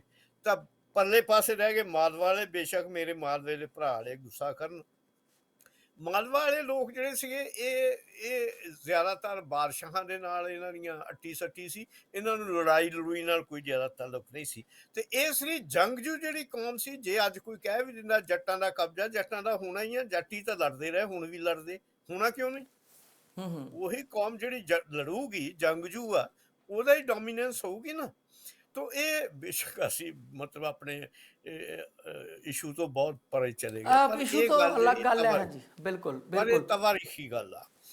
ते जेहड़ी कौम जंगजू आ, ਹੁਣ ਵੀ ਤੁਸੀਂ ਅੰਦਾਜ਼ਾ ਲਾਓ, ਇਹ ਤੋਂ ਤੁਸੀਂ ਇਨਕਾਰ ਨਹੀਂ ਕਰ ਸਕਦੇ ਡੋਮੀਨੈਂਸ ਕਿਹਦੀ ਹੋਊਗੀ। ਜਿਹੜੀਆਂ ਉਹ ਗੋਤਾਂ, ਹੁਣ ਤੁਸੀਂ ਮਾਫ ਕਰਨਾ, ਇਹਨੂੰ ਬੁਰਾ ਨਾ ਮਨਾਇਓ, ਜਿਹੜੀ ਸਭ ਤੋਂ ਅਸਲ 'ਚ ਵੱਡੀ ਗੋਤ ਹੈਗੀ ਆ, ਜਿੰਨੇ ਵੀ ਭਾਵਾਂ ਉਹ ਢਿੱਲੋਂ ਆ ਤੇ ਇਹ ਆ ਤੇ ਉਹ ਆ ਬਲਾ ਬਲਾ ਜਿੰਨੇ ਵੀ ਪੈਦਾ ਹੋਏ, ਅਸਲ ਦੇ ਵਿੱਚ ਸਭ ਤੋਂ ਵੱਡੀ ਗੋਤ ਜਿਹੜੀ ਹੈਗੀ ਆ ਮਾਝੇ ਦੀ, ਉਹ ਗੇਲੀ ਹੈਗੀ।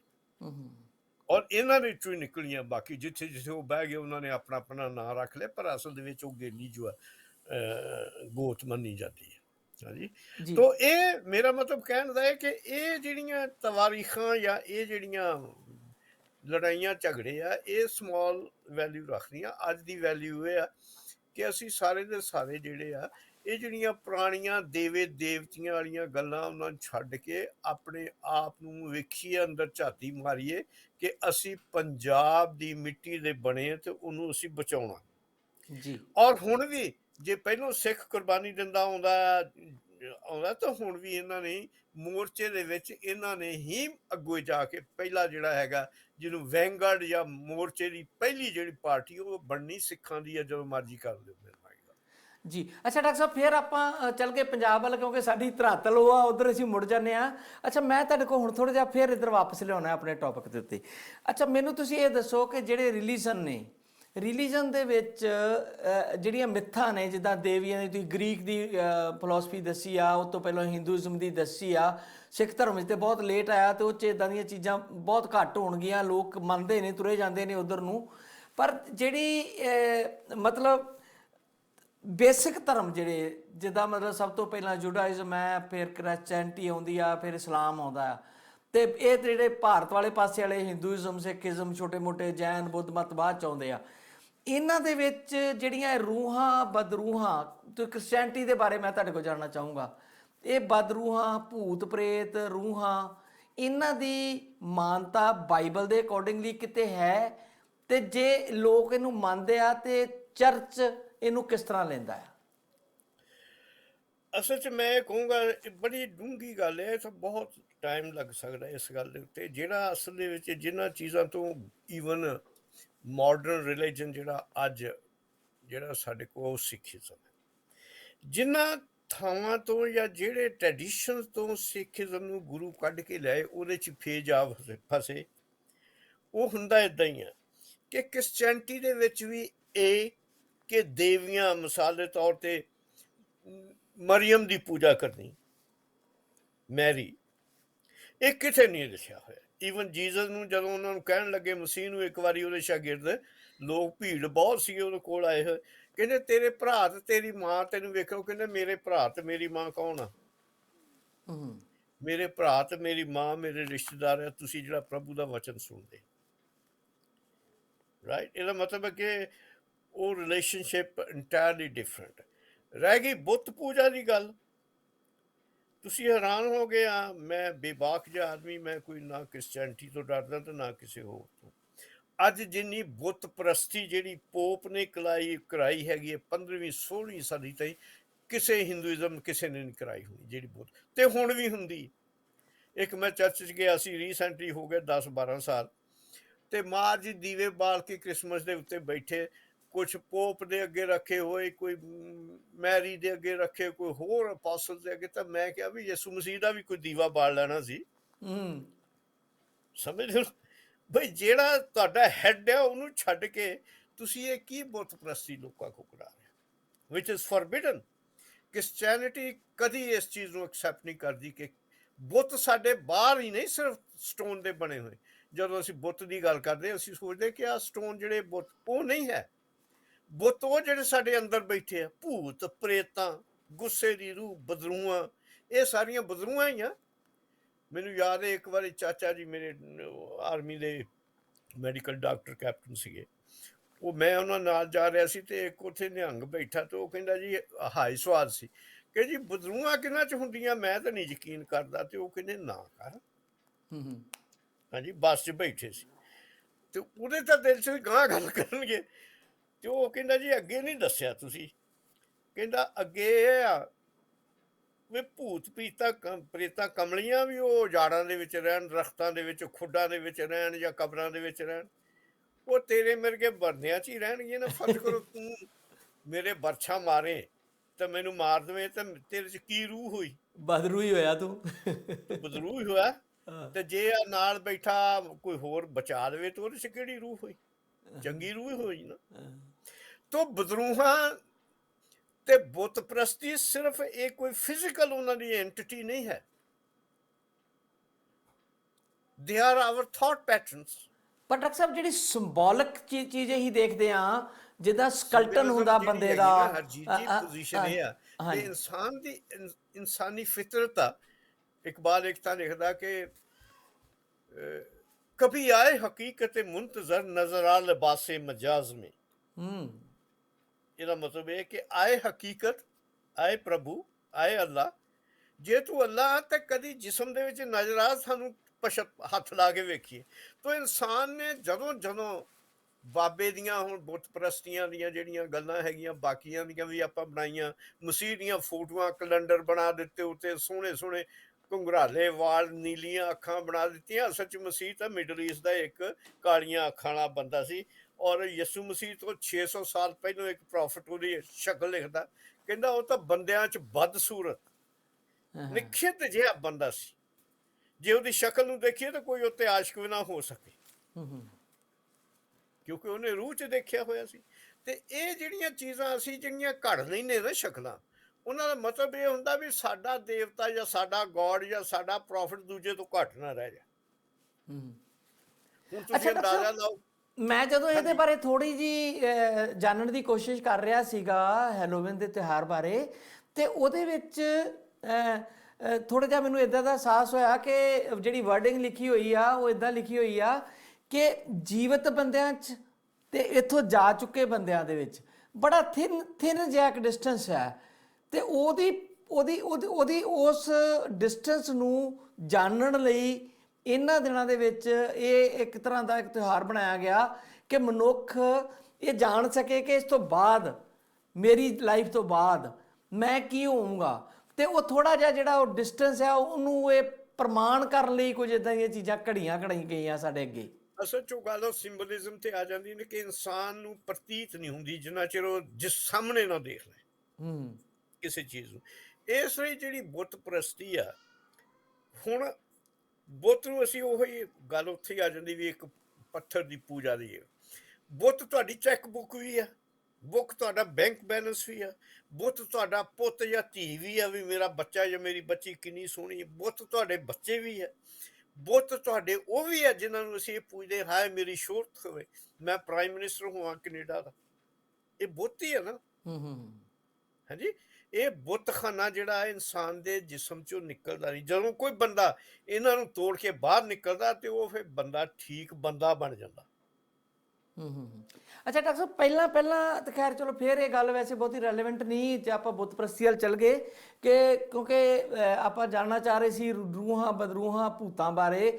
ਇਹਦੀ ਮਾਨਤਾ ਮੈਂ ਦੇਖਦਾ ਹਾਂ ਕਿ ਇਸਲਾਮ ਦੇ ਵਿੱਚ ਖਾਸ ਕਰਕੇ ਜਿੰਨੀਆਂ ਪੀਰਾਂ ਦੀਆਂ ਦਰਗਾਹਾਂ ਆਪਾਂ ਪੰਜਾਬ 'ਚ ਵੀ ਵੇਖਦੇ ਹਾਂ, ਜਿੱਥੇ ਜਿੱਥੇ ਹਰਿਆ ਕੱਪੜਾ ਟੰਗਿਆ ਹੁੰਦਾ ਕਿਸੇ ਕਬਰ ਦੇ ਉੱਤੇ ਜਾਂ ਕਿਸੇ ਝਾੜੀ ਦੇ ਉੱਤੇ, ਹਾਂਜੀ ਕਬਰਾਂ ਨੂੰ ਪੂਜਣ ਵਾਲਿਆਂ, ਹਾਂ, ਤੇ ਉੱਥੇ ਜਿਹੜੀ ਮਾਨਤਾ ਹੁੰਦੀ ਆ ਤੇ ਉੱਥੇ ਜਿਹੜੇ ਲੋਕ ਬੈਠੇ ਹੁੰਦੇ ਆ ਉਹ ਵੱਡੇ ਵੱਡੇ ਮੁਣਕੇ ਮਾਲਾ ਪਾ ਕੇ ਤੇ ਉਹ ਮਨੁੱਖ ਨੂੰ ਇਦਾਂ ਦੇ ਡਰਾਵੇ ਦੇ ਕੇ ਸਮਝਾਉਣ ਦੀ ਕੋਸ਼ਿਸ਼ ਕਰਦੇ ਆ ਤੇ ਬੰਦੇ ਉੱਥੇ ਜਾ ਕੇ ਕਈ ਆਪਾਂ ਦੇਖਦੇ ਆ ਕਈ ਇਹੋ ਜਿਹੇ ਅੱਡੇ ਵੀ ਬਣੇ ਜਿੱਥੇ ਲੋਕ ਸਿਰ ਘਮਾਈ ਜਾਂਦੇ, ਈਵਨ ਸਿੱਖ ਧਰਮ ਦਾ ਪ੍ਰਭਾਗ ਸਿੰਘ ਦਾ ਡੇਰਾ, ਤੇ ਉੱਥੇ ਵੀ ਕਹਿੰਦੇ ਆ ਕਿ ਉਹ ਸਾਰੇ ਭੂਤ ਪ੍ਰੇਤ ਆਉਂਦੇ ਆ। ਹਾਲਾਂਕਿ ਸਿੱਖੀ ਜਿਹੜੀ ਆ ਇਹਨਾਂ ਚੀਜ਼ਾਂ ਨੂੰ ਆਂਦੇ ਆ ਮਾਨਤਾ ਨਹੀਂ ਦਿੰਦੀ। ਤੁਸੀਂ ਜ਼ਿਆਦਾ ਪੜ੍ਹੇ ਹੋ ਇਹਨਾਂ ਗੱਲਾਂ ਬਾਰੇ ਕਿ ਹਿੰਦੂਇਜ਼ਮ ਦੇ ਵਿੱਚ ਮੈਥੋਲੋਜੀ ਬਹੁਤ ਜ਼ਿਆਦਾ ਹੈਗੀ ਆ, ਮਿੱਥਾਂ ਬਹੁਤ ਜ਼ਿਆਦੀਆਂ ਨੇ, ਮਿਥਿਹਾਸ ਨੂੰ ਇਤਿਹਾਸ ਬਣਾ ਕੇ ਪੇਸ਼ ਕੀਤਾ ਗਿਆ। ਤੇ ਸਿੱਖ ਧਰਮ ਦਾ ਇਤਿਹਾਸ ਤੇ ਹੈ ਹੀ ਕੱਲ ਦਾ, ਜੇ 400 ਸਾਲ 300 ਸਾਲ ਪੁਰਾਣੀਆਂ ਗੱਲਾਂ ਨੇ। ਤੇ ਉਹਦੇ ਵਿੱਚ ਵੀ ਵਡਭਾਗ ਸਿੰਘ ਦੇ ਡੇਰੇ ਜਾ ਕੇ ਲੋਕੀ ਸਿਰ ਘੁਮਾਈ ਜਾਂਦੇ ਆ। ਤੇ ਜੇ ਬੁੱਤ ਪੂਜਾ ਦੀ ਗੱਲ ਕਰ ਲਈਏ ਤੇ ਜਿਹੜੀਆਂ ਸੋਭਾ ਸਿੰਘ ਨੇ ਫੋਟੋ ਬਣਾਤੀਆਂ, ਤੇ ਅਸੀਂ ਅਰਦਾਸ ਕਰਨ ਲੱਗੇ ਵੀ ਉਹਨਾਂ ਦੇ ਅੱਗੇ ਖੜੇ ਹੋ ਕੇ ਅਰਦਾਸਾਂ ਕਰੀ ਜਾਂਦੇ ਆ। ਤੁਸੀਂ ਹੈਰਾਨ ਹੋਗੇ ਜੀ। ਮੈਂ ਤੁਹਾਨੂੰ ਦੋ ਮਿਸਾਲਾਂ ਦਊਂਗਾ, ਮਾਡਰਨ ਹਜ਼ੂਰ ਸਾਹਿਬ ਦੀ ਵੀ ਤੇ ਯਰੂਸ਼ਲਮ ਦੀ ਵੀ। ਜੀ ਜਦੋਂ ਮੈਂ MTH ਕਰ ਰਿਹਾ ਸੀ ਆਕਸਫੋਰਡ ਦੇ ਵਿੱਚ, ਮਾਸਟਰ ਇਨ ਥਿਓਲੋਜੀ, ਹਾਂਜੀ ਤੇ ਉਹ ਕਾਲਜ ਦੇ ਮੁੰਡੇ ਕੁੜੀਆਂ ਉੱਥੇ ਗਏ ਸਾਰੇ, ਤੇ ਜਿੱਥੇ ਮਸੀਹ ਨੂੰ ਦਫਨ ਕੀਤਾ ਸੀ ਉਹਨੂੰ ਇਦਾਂ ਸੀ ਵੀ ਇਦਾਂ ਸੁਣ ਵੀ ਯਿਸੂ ਮਸੀਹ ਹੁੰਦਾ ਜਿੱਦਾਂ। ਤੇ ਸਾਰੇ ਅੰਦਰ ਜਾ ਕੇ ਉਹ ਪੱਥਰ ਦਾ ਬਣਿਆ ਸੀ ਇੱਕ ਜਗ੍ਹਾ, ਜਿਹਦੇ ਵਿੱਚ ਉਦੋਂ ਉਹ ਕਬਰਾਂ ਨਹੀਂ ਖੋਦਦੇ ਸੀ, ਪੱਥਰ 'ਚ ਬਣਾਈਆਂ ਹੁੰਦੀਆਂ ਸੀ। ਤੇ ਉਹ ਮੈਨੂੰ ਕਹਿਣ ਲੱਗੇ ਵੀ ਤੂੰ ਬਾਹਰ ਹੀ ਕਿਹਾ ਵੀ ਜਾਂਦਾ ਸੀ ਨਾ ਜੀ ਕੇਵ ਸੀਗਾ ਜਿਹ 'ਚ ਉਹਨਾਂ ਦੀ ਬੋਡੀ ਰੱਖੀ ਤੇ ਉਹਦਾ ਪੱਥਰ ਹਟਾ ਦਿੱਤਾ ਗਿਆ। ਹਾਂਜੀ, ਉਹ ਪੱਥਰ ਕਬਰ ਹੀ ਨਾ, ਕੇਵ ਜਿਹੜੀ। ਹਾਂਜੀ। ਤੇ ਮੈਨੂੰ ਕਹਿੰਦੇ ਵੀ ਤੂੰ ਨਹੀਂ ਜਾਂਦਾ, ਹਾਂਜੀ, ਤੂੰ ਨਹੀਂ ਦੇਖਣਾ, ਤੂੰ ਨਹੀਂ ਦੇਖਣੀ ਕਬਰ ਅੰਦਰ ਜਾ ਕੇ। ਮੈਂ ਕਿਹਾ ਜਦੋਂ ਮੈਨੂੰ ਇਹ ਪਤਾ ਅਕੋਰਡਿੰਗ ਟੂ ਬਾਈਬਲ ਦਾ ਜੀਸਸ ਰੈਜ਼ਰੈਕਟਡ, ਉਹ ਜਿੰਦਾ ਹੋ ਗਿਆ, ਤੇ ਮੈਂ ਕਬਰ ਪੂਜਕ ਤਾਂ ਹੈ ਨਹੀਂ, ਮੈਂ ਕੀ ਕਰਨ ਜਾਣਾ ਹੁੰਦਾ, ਮੈਂ ਨਹੀਂ ਜਾਣਾ। Okay. On the other hand, ਹਾਲਾਂਕਿ ਬੁੱਤਾਂ ਦੇ ਸਿੱਖ ਧਰਮ ਸਖਤ ਖਿਲਾਫ ਹੈ। ਮੈਨੂੰ ਇੱਕ ਇਨਸੀਡੈਂਟ ਯਾਦ ਆ, ਮੈਂ ਨਾਂ ਨਹੀਂ ਲੈਣਾ ਚਾਹੁੰਦਾ ਉਹ ਇਸ ਲਈ ਵੀ ਉਹ ਬੰਦੇ ਇੱਥੇ ਰਹਿੰਦੇ, ਉਹ ਮੇਰੇ ਨਾਲ ਉੱਥੇ ਗਏ, ਅੱਜ ਤੋਂ ਕੋਈ 10-15 ਸਾਲ ਦੀ ਗੱਲ ਆ, ਹਜ਼ੂਰ ਸਾਹਿਬ। ਤੇ ਉਹਨਾਂ ਨੇ ਉਸ ਨਸਲ ਦਾ ਇੱਕ ਘੋੜਾ ਪਾਲਿਆ ਹੋਇਆ, ਉਹ ਜਿੱਥੇ ਗੁਰੂ ਗੋਬਿੰਦ ਸਿੰਘ ਜੀ ਮਹਾਰਾਜ ਚੜ੍ਹਦੇ ਹੁੰਦੇ ਸੀ। ਉਹ ਹਜ਼ੂਰ ਸਾਹਿਬ ਵੀ ਡਰਾਮਾ ਕੀਤਾ, ਜਿਹੜਾ ਤੁਸੀਂ ਹਜ਼ੂਰ ਸਾਹਿਬ ਦਾ ਕਿਹਾ ਜੀ, ਉੱਥੇ ਵੀ ਡਰਾਮਾ ਹੈਗਾ ਕਿ ਉਸ ਨਸਲ ਦਾ ਘੋੜਾ ਮੈਂ ਗੱਲ ਕਰ ਰਿਹਾ ਨਾ। ਤੇ ਉਹਦੀ ਵਾਈਫ, ਮੈਂ ਕਹਿੰਦਾ ਜੀ, ਹੰਝੂਆਂ ਦੇ ਨਾਲ ਭਰੀ ਤੇ ਆਪਣਾ ਲੀੜਾ ਲਾ ਕੇ ਉਹਦੀਆਂ ਲੱਤਾਂ 'ਚ ਰੱਖੀ ਜਾਏ ਘੋੜੇ ਦੇ। ਅੱਛਾ ਜੀ। ਤਾਂ ਮੈਂ ਕਿਹਾ ਵੀ ਏਦਾਂ ਕਰ, ਇਹਦੀ ਲਿੱਦ ਵੀ ਚੁੱਕ ਕੇ ਲੈ ਜਾ ਥੋੜੀ ਜਿਹੀ। ਉਹ ਵੀ ਚੁੱਕ ਲੈਂਦੇ ਆ ਜੀ, ਜਦੋਂ ਧਾਰਮਿਕ ਆਸਥਾ ਤੇ ਇਹੋ ਜਿਹੀ ਚੀਜ਼ ਆ ਕਿ ਉਹ ਵੀ ਕਰ ਲੈਂਦੇ ਆ। ਇਹ ਸਾਰੇ ਦਾ ਸਾਰਾ ਬੁੱਤ ਪ੍ਰਸਤੀ ਦਾ ਕੰਮ ਹੈ। ਜਿਹੜੀ ਹੈਲੋਇਨ ਲੈ ਲਓ, ਜਾਂ ਜਿਹੜੀ ਮਤਲਬ ਲਾਟਾਂ ਵਾਲੀ ਲੈ ਲਓ, ਜਾਂ ਮਤਲਬ ਕੋਈ ਖੂਨ ਚੱਟਣ ਵਾਲੀ ਦੇਵੀ ਲੈ ਲਓ, ਚੰਡੀ ਦੀ ਵਾਰ ਲੈ ਲਓ, ਇਹ ਸਾਰੇ ਦਾ ਸਾਰਾ ਬੰਦੇ ਦੇ ਮੁਨਕਰ ਪ੍ਰਭੂ ਤੋਂ ਹੋਣ ਦਾ, ਉਸ ਵਾਹਿਗੁਰੂ ਤੋਂ ਦੂਰ ਭਟਕਣ ਦਾ ਇੱਕ ਸਬਬ ਆ, ਔਰ ਇਹਦੇ ਨੇੜੇ ਨਹੀਂ ਜਾਣਾ ਚਾਹੀਦਾ। Fear is a demon spirit, Bible ਦੀ ਕੋਟੇਸ਼ਨ ਹੈ। ਫੀਅਰ, ਡਰ ਜਿਹੜਾ, ਇਹ ਇੱਕ ਬਦਰੂ ਆ। ਡਰ ਆਪਣੇ ਆਪ 'ਚ ਹੀ ਬਦਰੂ ਆ, ਬਿਲਕੁਲ ਠੀਕ, ਆਪਣੇ ਆਪ 'ਚ ਹੀ ਬਦਰੂ ਆ, ਉਹ ਡਰ ਹੀ ਹੁੰਦਾ ਨਾ। ਤੁਹਾਡੇ ਕੋਲ ਟਾਈਮ ਹੈਗਾ ਤੇ ਇੱਕ ਪਰਸਨਲ ਇਨਸੀਡੈਂਟ ਦੱਸਾਂ? ਹਾਂ ਬਿਲਕੁਲ ਬਿਲਕੁਲ ਜੀ, ਆਪਣੇ ਕੋਲ ਟਾਈਮ ਹੈ ਡਾਕਟਰ ਸਾਹਿਬ, ਥੋੜਾ ਕੋਈ ਨਹੀਂ। ਬੀਅਰਿੰਗ ਕਾਲਜ 'ਚ ਮੈਂ ਜਦੋਂ ਪੜ੍ਹਦਾ ਸੀਗਾ, BA ਕਰਦਾ ਸੀਗਾ, ਉੱਥੇ 12 ਸੀ, ਉਹ ਮਹਾਰਾਜਾ ਸ਼ੇਰ ਸਿੰਘ ਦਾ ਮਹੱਲ ਹੈ, ਉਹਦੇ ਵਿੱਚ ਸੀਗਾ। ਉਹ ਬਟਾਲੇ ਦੀ ਗੱਲ ਹੈ। ਹਾਂਜੀ, ਉੱਥੇ ਇੱਕ ਬੜੀ ਵੱਡੀ ਬਾਰਾਂਦਰੀ ਸੀ, ਪਾਣੀ ਮਤਲਬ ਵੱਡੀ ਭਰੀ ਹੋਈ, ਤੇ ਅੰਦਰ ਉਹਦੇ ਸੈਂਟਰ ਦੇ ਵਿੱਚ ਇੱਕ ਜਗ੍ਹਾ ਸੀ ਜਿੱਥੇ ਹੋ ਸਕਦਾ ਰਾਣੀਆਂ ਕਿਸੇ ਵਕਤ ਨਹਾਉਂਦੀਆਂ ਹੋਣਗੀਆਂ। ਤਾਂ ਉਹ ਜਦੋਂ ਮੈਂ ਏਦਾਂ ਦੀਆਂ ਗੱਲਾਂ, ਤਾਂ ਮੁੰਡਿਆਂ ਨਾਲ ਸ਼ਰਤ ਲੱਗ ਗਈ। ਸ਼ਰਤ ਵੀ ਕਿੰਨੀ ਜੀ, 10 ਰੁਪਈਏ ਦੀ, ਵੀ ਜੇ ਤੂੰ ਉੱਥੇ ਜਾ ਕੇ ਇੱਕ ਮੇਖ ਗੱਡ ਕੇ ਆਏ ਤੇ ਤੈਨੂੰ 10 ਰੁਪਈਏ ਦੇਵਾਂਗੇ। ਤੇ ਮੈਂ ਨਿਡਰ ਜਿਹਾ ਬੰਦਾ ਸੀ, ਮੈਂ ਕਿਹਾ ਚੱਲ ਠੀਕ ਹੈ। ਮੈਂ ਕੱਛਾ ਪਾ ਕੇ ਜਿਉਂ ਛਾਲ ਮਾਰੀ, ਰਾਤ ਦਾ ਵਕਤ। ਅੱਛਾ ਜੀ। ਤੇ ਇੱਕ ਮੈਨੂੰ ਮੇਖ ਦੇਤੀ, ਇੱਕ ਥੋੜੀ ਦੇਤੀ, ਜਾ ਕੇ ਉੱਥੇ ਮੈਂ ਠਾ ਜਦੋਂ ਕੀਤੀ, ਤੇ ਉਹਦੇ 'ਚ ਪਤਾ ਨਹੀਂ ਹਜ਼ਾਰਾਂ ਕਬੂਤਰ ਰਹਿੰਦੇ ਹੁੰਦੇ ਸੀ। ਉਹ ਜਿਹੜਾ ਮਕਬਰਾ ਜਿਹਾ ਸੀ, ਉਹ ਫਟ ਕਰਦੇ ਉੱਡੇ। ਤੇ ਮੈਨੂੰ ਏਦਾਂ ਲੱਗਾ, ਕਿਉਂਕਿ ਪੋਜੀਸ਼ਨ ਹੈ ਕਿ ਉਹ ਮੇਖ ਗੱਟ ਕੇ ਜਦੋਂ ਮੈਂ ਤੁਰਨ ਲੱਗਾ ਤਾਂ ਮੈਂ ਉੱਥੇ ਹੀ ਅੜ ਗਿਆ। ਅੱਛਾ। ਉਹ ਹੋਇਆ ਇਹ ਕਿ ਮੈਂ ਡਿੱਗ ਪਿਆ, ਕਿਉਂ? ਮੈਂ ਕਿਹਾ ਵੀ ਲੈ ਵੀ ਇਹ ਤਾਂ ਬਦਰੂ ਨੇ ਮੈਨੂੰ ਫੜ ਲਿਆ। ਉਹ ਪੋਜੀਸ਼ਨ ਇਹ ਹੋਈ ਕਿ ਉਹ ਉੱਥੇ ਮੇਰਾ ਕੁੜਤਾ ਜਿਹੜਾ ਸੀ ਨਾ ਪਾਇਆ ਨਾਲ, ਜਿਹੜੀ ਉਹਦੇ ਮੇਖ ਦੇ ਵਿੱਚ ਹੀ ਮੈਂ ਗੜ ਗੁੜ। ਅੱਛਾ। ਮੈਂ ਤੜਾ ਤੜੂ ਕੇ ਆ ਕੇ ਤਾਂ ਬਾਹਰ ਨਿਕਲ ਆਇਆ, ਪਰ ਮੈਂ ਏਦਾਂ ਹੋਇਆ ਜਿਹੜਾ ਬੇਹੋਸ਼ ਹੋਇਆ ਹੁੰਦਾ। ਪਰ ਮੈਨੂੰ ਰਾਤ ਨੀਂਦ ਨਾ ਆਈ ਵੀ ਕੁਛ ਤਾਂ ਹੋਇਆ ਹੋਊਗਾ, ਮੈਂ ਜਾ ਕੇ ਦੇਖਾਂ। ਤੇ ਜਦੋਂ ਮੈਂ ਗਿਆ ਤੇ ਉੱਥੇ ਮੈਂ ਜਿਹੜੀ ਮੇਰੀ ਕਮੀਜ਼ ਪਾਈ ਸੀ, ਉਹ ਪਾਟੀ ਹੋਈ ਮੇਖ ਦੇ ਵਿੱਚ ਅੜੀ। ਤਾਂ ਫੀਅਰ ਇਜ਼ ਅ ਡੀਮਨ ਸਪਿਰਿਟ। ਜਿਹੜਾ ਗੁਰੂ ਗੋਬਿੰਦ ਸਿੰਘ ਨੇ ਕਾਨਸੈਪਟ ਇੱਕ ਹਾਦਸੇ ਨੂੰ ਸਿਰਜਿਆ, ਉਹਦਾ ਇਹ ਸੀ ਕਿ ਤੈਨੂੰ ਮੌਤ ਤੋਂ ਵੀ ਡਰ ਨਹੀਂ। ਸੱਚਾਈ ਲਈ ਜਦ ਤੂੰ ਖੜਾ ਤੇ ਉਹਦੇ ਲਈ ਜਿਹੜਾ ਕਰ ਮੈਂ ਤੁਹਾਨੂੰ ਹਰਿੰਦਰ ਮਹਿਬੂਬ ਦਾ ਇੱਕ ਕਨਸੈਪਟ ਹੈ, ਕਿਸੇ ਵਕਤ ਮੈਂ ਹਰਿੰਦਰ ਮਹਿਬੂਬ ਤੇ ਤੁਹਾਡੇ ਨਾਲ ਗੱਲ ਕਰੂੰਗਾ। ਜੀ। ਉਹ ਕਹਿੰਦਾ ਜਿਹੜਾ ਕਿਰਪਾਨ ਦਾ ਕਨਸੈਪਟ ਹੈ ਨਾ, ਕਿ ਜਦੋਂ ਕਿਰਪਾਨ ਇੱਕ ਕਿਰਪਾਨ ਬਣ ਕੇ ਚਮਕਦੀ ਆ, ਸ਼ਮਸ਼ੀਰ ਚਮਕਦੀ ਆ, ਤੇ ਫਿਰ ਆਦਮੀ ਨੂੰ ਡਰ ਨਹੀਂ ਰਹਿੰਦਾ, ਸਰ ਕੱਟਣ ਦਾ ਵੀ ਡਰ ਨਹੀਂ ਰਹਿੰਦਾ ਤੇ ਸਰ ਦੇਣ ਦਾ ਵੀ ਡਰ ਨਹੀਂ। ਹਾਂ।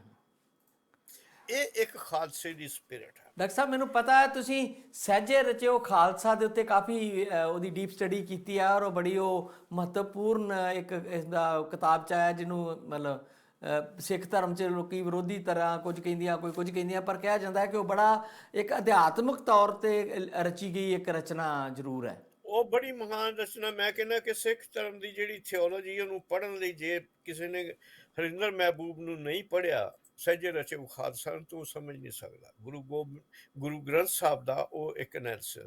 ਔਰ ਹੈਰਾਨੀ ਦੀ ਗੱਲ ਇਹ ਆ, ਇਟਸ ਅਨਫੋਰਚੂਨੇਟ, ਕਿ ਮੇਰੇ ਕੋਲ ਕਿਤਾਬ ਪੜ੍ਹੀ ਆ, ਮੈਨੂੰ ਅੱਜ ਤਾਈਂ ਕਿਸੇ ਸਿੱਖ ਨੇ 3 ਸਾਲ ਮੈਨੂੰ ਲੱਗੇ ਫ੍ਰੀ ਮੈਂ ਉਹ ਟ੍ਰਾਂਸਲੇਟ ਕੀਤਾ, ਕਿਸੇ ਸਿੱਖ ਨੇ ਮੈਨੂੰ, ਮੈਂ ਫਰੈਂਕਲੀ ਨਹੀਂ ਕਹਿਣਾ ਹੈਗਾ ਇਸ ਗੱਲ ਨੂੰ, ਕੋਈ ਪੈਸੇ ਨਹੀਂ ਦਿੱਤੇ ਕਿ ਉਹਨੂੰ ਮੈਂ ਪਬਲਿਸ਼ ਕਰਾਂ। ਹੁਣ ਜਿਹੜਾ ਮਤਲਬ ਮੈਂ ਮਰ ਗਿਆ ਤਾਂ ਨਿਆਣੇ ਸਿੱਟ ਦੇਣਗੇ ਬਾਹਰ ਵੀ, ਇਹਦਾ ਕੀ ਇੱਥੇ ਫਾਇਦਾ। ਡਾਕਟਰ ਸਾਹਿਬ, ਤੁਹਾਡਾ ਪ੍ਰੋਜੈਕਟ ਵੈਸੇ ਮੁਕੰਮਲ ਹੋ ਚੁੱਕਾ ਹੈ? ਉਹ ਮੈਨੂੰ ਤਾਂ 3 ਸਾਲ ਹੋ ਗਏ ਉਹਨੂੰ ਬਣਾਇਆ। ਤੇ ਕਿੰਨੇ ਕੁ ਪੇਜਸ ਦੀ ਬੁੱਕ ਹੈ? ਆਪਾਂ ਇੱਥੇ ਫੇਰ ਕਿਤੇ 8 ਕਿਤਾਬਾਂ ਦਾ ਸੰਗ੍ਰਹਿ ਹੈ। ਅੱਛਾ ਜੀ। ਉਹ ਜੇ ਅਸੀਂ ਉਹਦੀ ਕੀ ਕਹਿੰਦੇ, ਜੇ ਉਹਦੇ ਸਕ੍ਰਿਪਟਸ ਗੁਰੂ ਗ੍ਰੰਥ ਸਾਹਿਬ ਜੀ ਦੇ ਲਿਹਾਜ਼ ਨਾਲ ਲਿਖੀਏ ਤਾਂ ਉਹ ਤਾਂ ਗੁਰੂ ਗੋਬਿੰਦ ਸਿੰਘ, ਗੁਰੂ ਗ੍ਰੰਥ ਸਾਹਿਬ ਦੇ ਤੋਂ ਵੀ ਵੱਡਾ ਬਣ ਜਾਂਦਾ। ਅੱਛਾ ਜੀ, ਮਤਲਬ ਜਿਹੜੀ ਮੈਂ ਮੂਲ ਸੋਚਦਾ ਉਹਦੇ 1400 ਸਫ਼ੇ ਆ। 1430 ਸਫ਼ੇ ਗੁਰੂ ਸਾਹਿਬ ਦੇ, ਗੁਰੂ ਗ੍ਰੰਥ ਸਾਹਿਬ ਦੇ ਆ, ਪਰ ਜਿਹੜੀ ਉਹਦੇ 1400 ਸਫ਼ੇ ਆ, 1425 ਕੀਤੀ। ਹਾਂਜੀ, ਪਰ ਕਿਉਂਕਿ 1430 ਸਫ਼ੇ ਉਹ ਬੜੀ ਸਕ੍ਰਿਪਟ ਵੀ ਬੜੀ ਬੋਲਡ ਤੇ ਵੱਡੀ ਲਿਖੀ ਹੁੰਦੀ ਹੈ, ਇਸ ਕਰਕੇ ਵੀ ਹੋ ਸਕਦੇ, ਜੇ ਉਹਨੂੰ ਛੋਟਾ ਕਰਕੇ ਲਿਖੀਏ ਤੇ ਹੋਰ ਘੱਟ ਵੀ ਹੋ ਸਕਦੇ ਆ, ਪਰ ਕਿਉਂਕਿ ਉਹ ਇੱਕ ਬਣ ਗਏ ਹੁਣ ਧਰਮ ਦੇ ਵਿੱਚ ਵੀ ਇਸ ਤਰ੍ਹਾਂ ਦੀ ਗੱਲ ਕਿ ਉਹ ਸਫ਼ੇ ਨਹੀਂ ਅੰਗ ਨੇ, ਤੇ ਉਹਨੂੰ ਅਲੱਗ ਤਰ੍ਹਾਂ ਨਾਲ ਆਪਾਂ ਲੈਣ ਲੱਗ ਗਏ, ਤੇ ਇਸ ਕਰਕੇ ਉਹਦੇ ਤੇ ਆਪਾਂ ਕੋਈ ਬਹੁਤੀ ਗੱਲ ਨਹੀਂ ਕਰ ਸਕਦੇ। ਬੇਨਤੀ ਕਰੋ ਲੋਕਾਂ ਨੂੰ ਕਿ ਉਹ ਛਾਪ ਲਓ, ਤੁਹਾਡੇ ਲਈ ਕ੍ਰਿਸਚਨ ਭਾਈ ਨੇ ਏਡਾ ਵੱਡਾ ਤੋਹਫਾ ਬਣਾ ਕੇ ਦਿੱਤਾ। ਬਿਲਕੁਲ ਡਾਕਟਰ ਸਾਹਿਬ, ਇੱਥੇ ਜ਼ਰੂਰ ਆਪਾਂ ਗੱਲ ਕਰਾਂਗੇ। ਪਹਿਲਾਂ ਤਾਂ ਆਪਾਂ ਇਹਨੂੰ ਸਮਝਣ ਦੀ ਕੋਸ਼ਿਸ਼ ਕਰਾਂਗੇ ਆਫ ਦੀ ਏਅਰ, ਇਹ ਵੱਖਰੀ ਗੱਲ ਹੈ, ਇਹ ਵੀ ਮੈਸੇਜ ਦੇਵਾਂਗੇ ਕਿਸ ਦਿਨ ਮਹਿਬੂਬ ਰਾਂ ਦੀ। ਅੱਛਾ, ਜਿਹੜੀ ਮੈਂ ਤੁਹਾਡੇ ਕੋਲ ਜਾਣਨਾ ਚਾਹ ਰਿਹਾ ਸੀ, ਜਿਹੜੀ ਮਹਿਬੂਬ ਰਾਂ ਦੀ ਓਰੀਜਨਲ ਬੁੱਕ ਹੈ ਸਹਿਜੇ ਰਚਿਓ ਖਾਲਸਾ, ਉਹ ਗੁਰਮੁਖੀ ਲਿਪੀ 'ਚ ਆ, ਤੇ ਉਹਦਾ ਵੋਲੀਅਮ ਕਿੱਡਾ ਕੁ ਵੱਡਾ ਹੈ? ਉਹ 1300 ਪੇਜਿਸ, 8 ਕਿਤਾਬਾਂ ਦਾ ਸੰਗ੍ਰਹਿ ਹੈ ਇੱਕ ਥਾਂ ਕੀਤਾ। ਅੱਛਾ ਮੈਂ ਜੀ। ਉਦੋਂ ਉਹਨੂੰ ਕਹਿੰਦਾ ਹੁੰਦਾ ਸੀ ਕਿ ਯਾਰ ਇਹਨੂੰ ਕੱਲੇ ਕੱਲੇ ਰਹਿਣ ਦੇ, ਇਕੱਠੇ ਕਰਕੇ ਕਿਹੜਾ ਬੰਦਾ ਮਤਲਬ ਕਹੂਗਾ ਕਿ ਮੈਂ ਇਹਨੂੰ ਪੜ੍ਹ ਦੂੰਗਾ ਸਾਰੀ ਨੂੰ। ਹਾਂ ਹਾਂ ਹਾਂ। ਮੈਂ ਕਈ ਸਕਾਲਰਸ ਨੂੰ ਪੁੱਛਿਆ, ਉਹ ਕਹਿੰਦੇ ਨੋ ਵੀ ਕਾਂਟ ਡੇਅਰ, ਅਸੀਂ ਨਹੀਂ ਪੜ੍ਹਿਆ।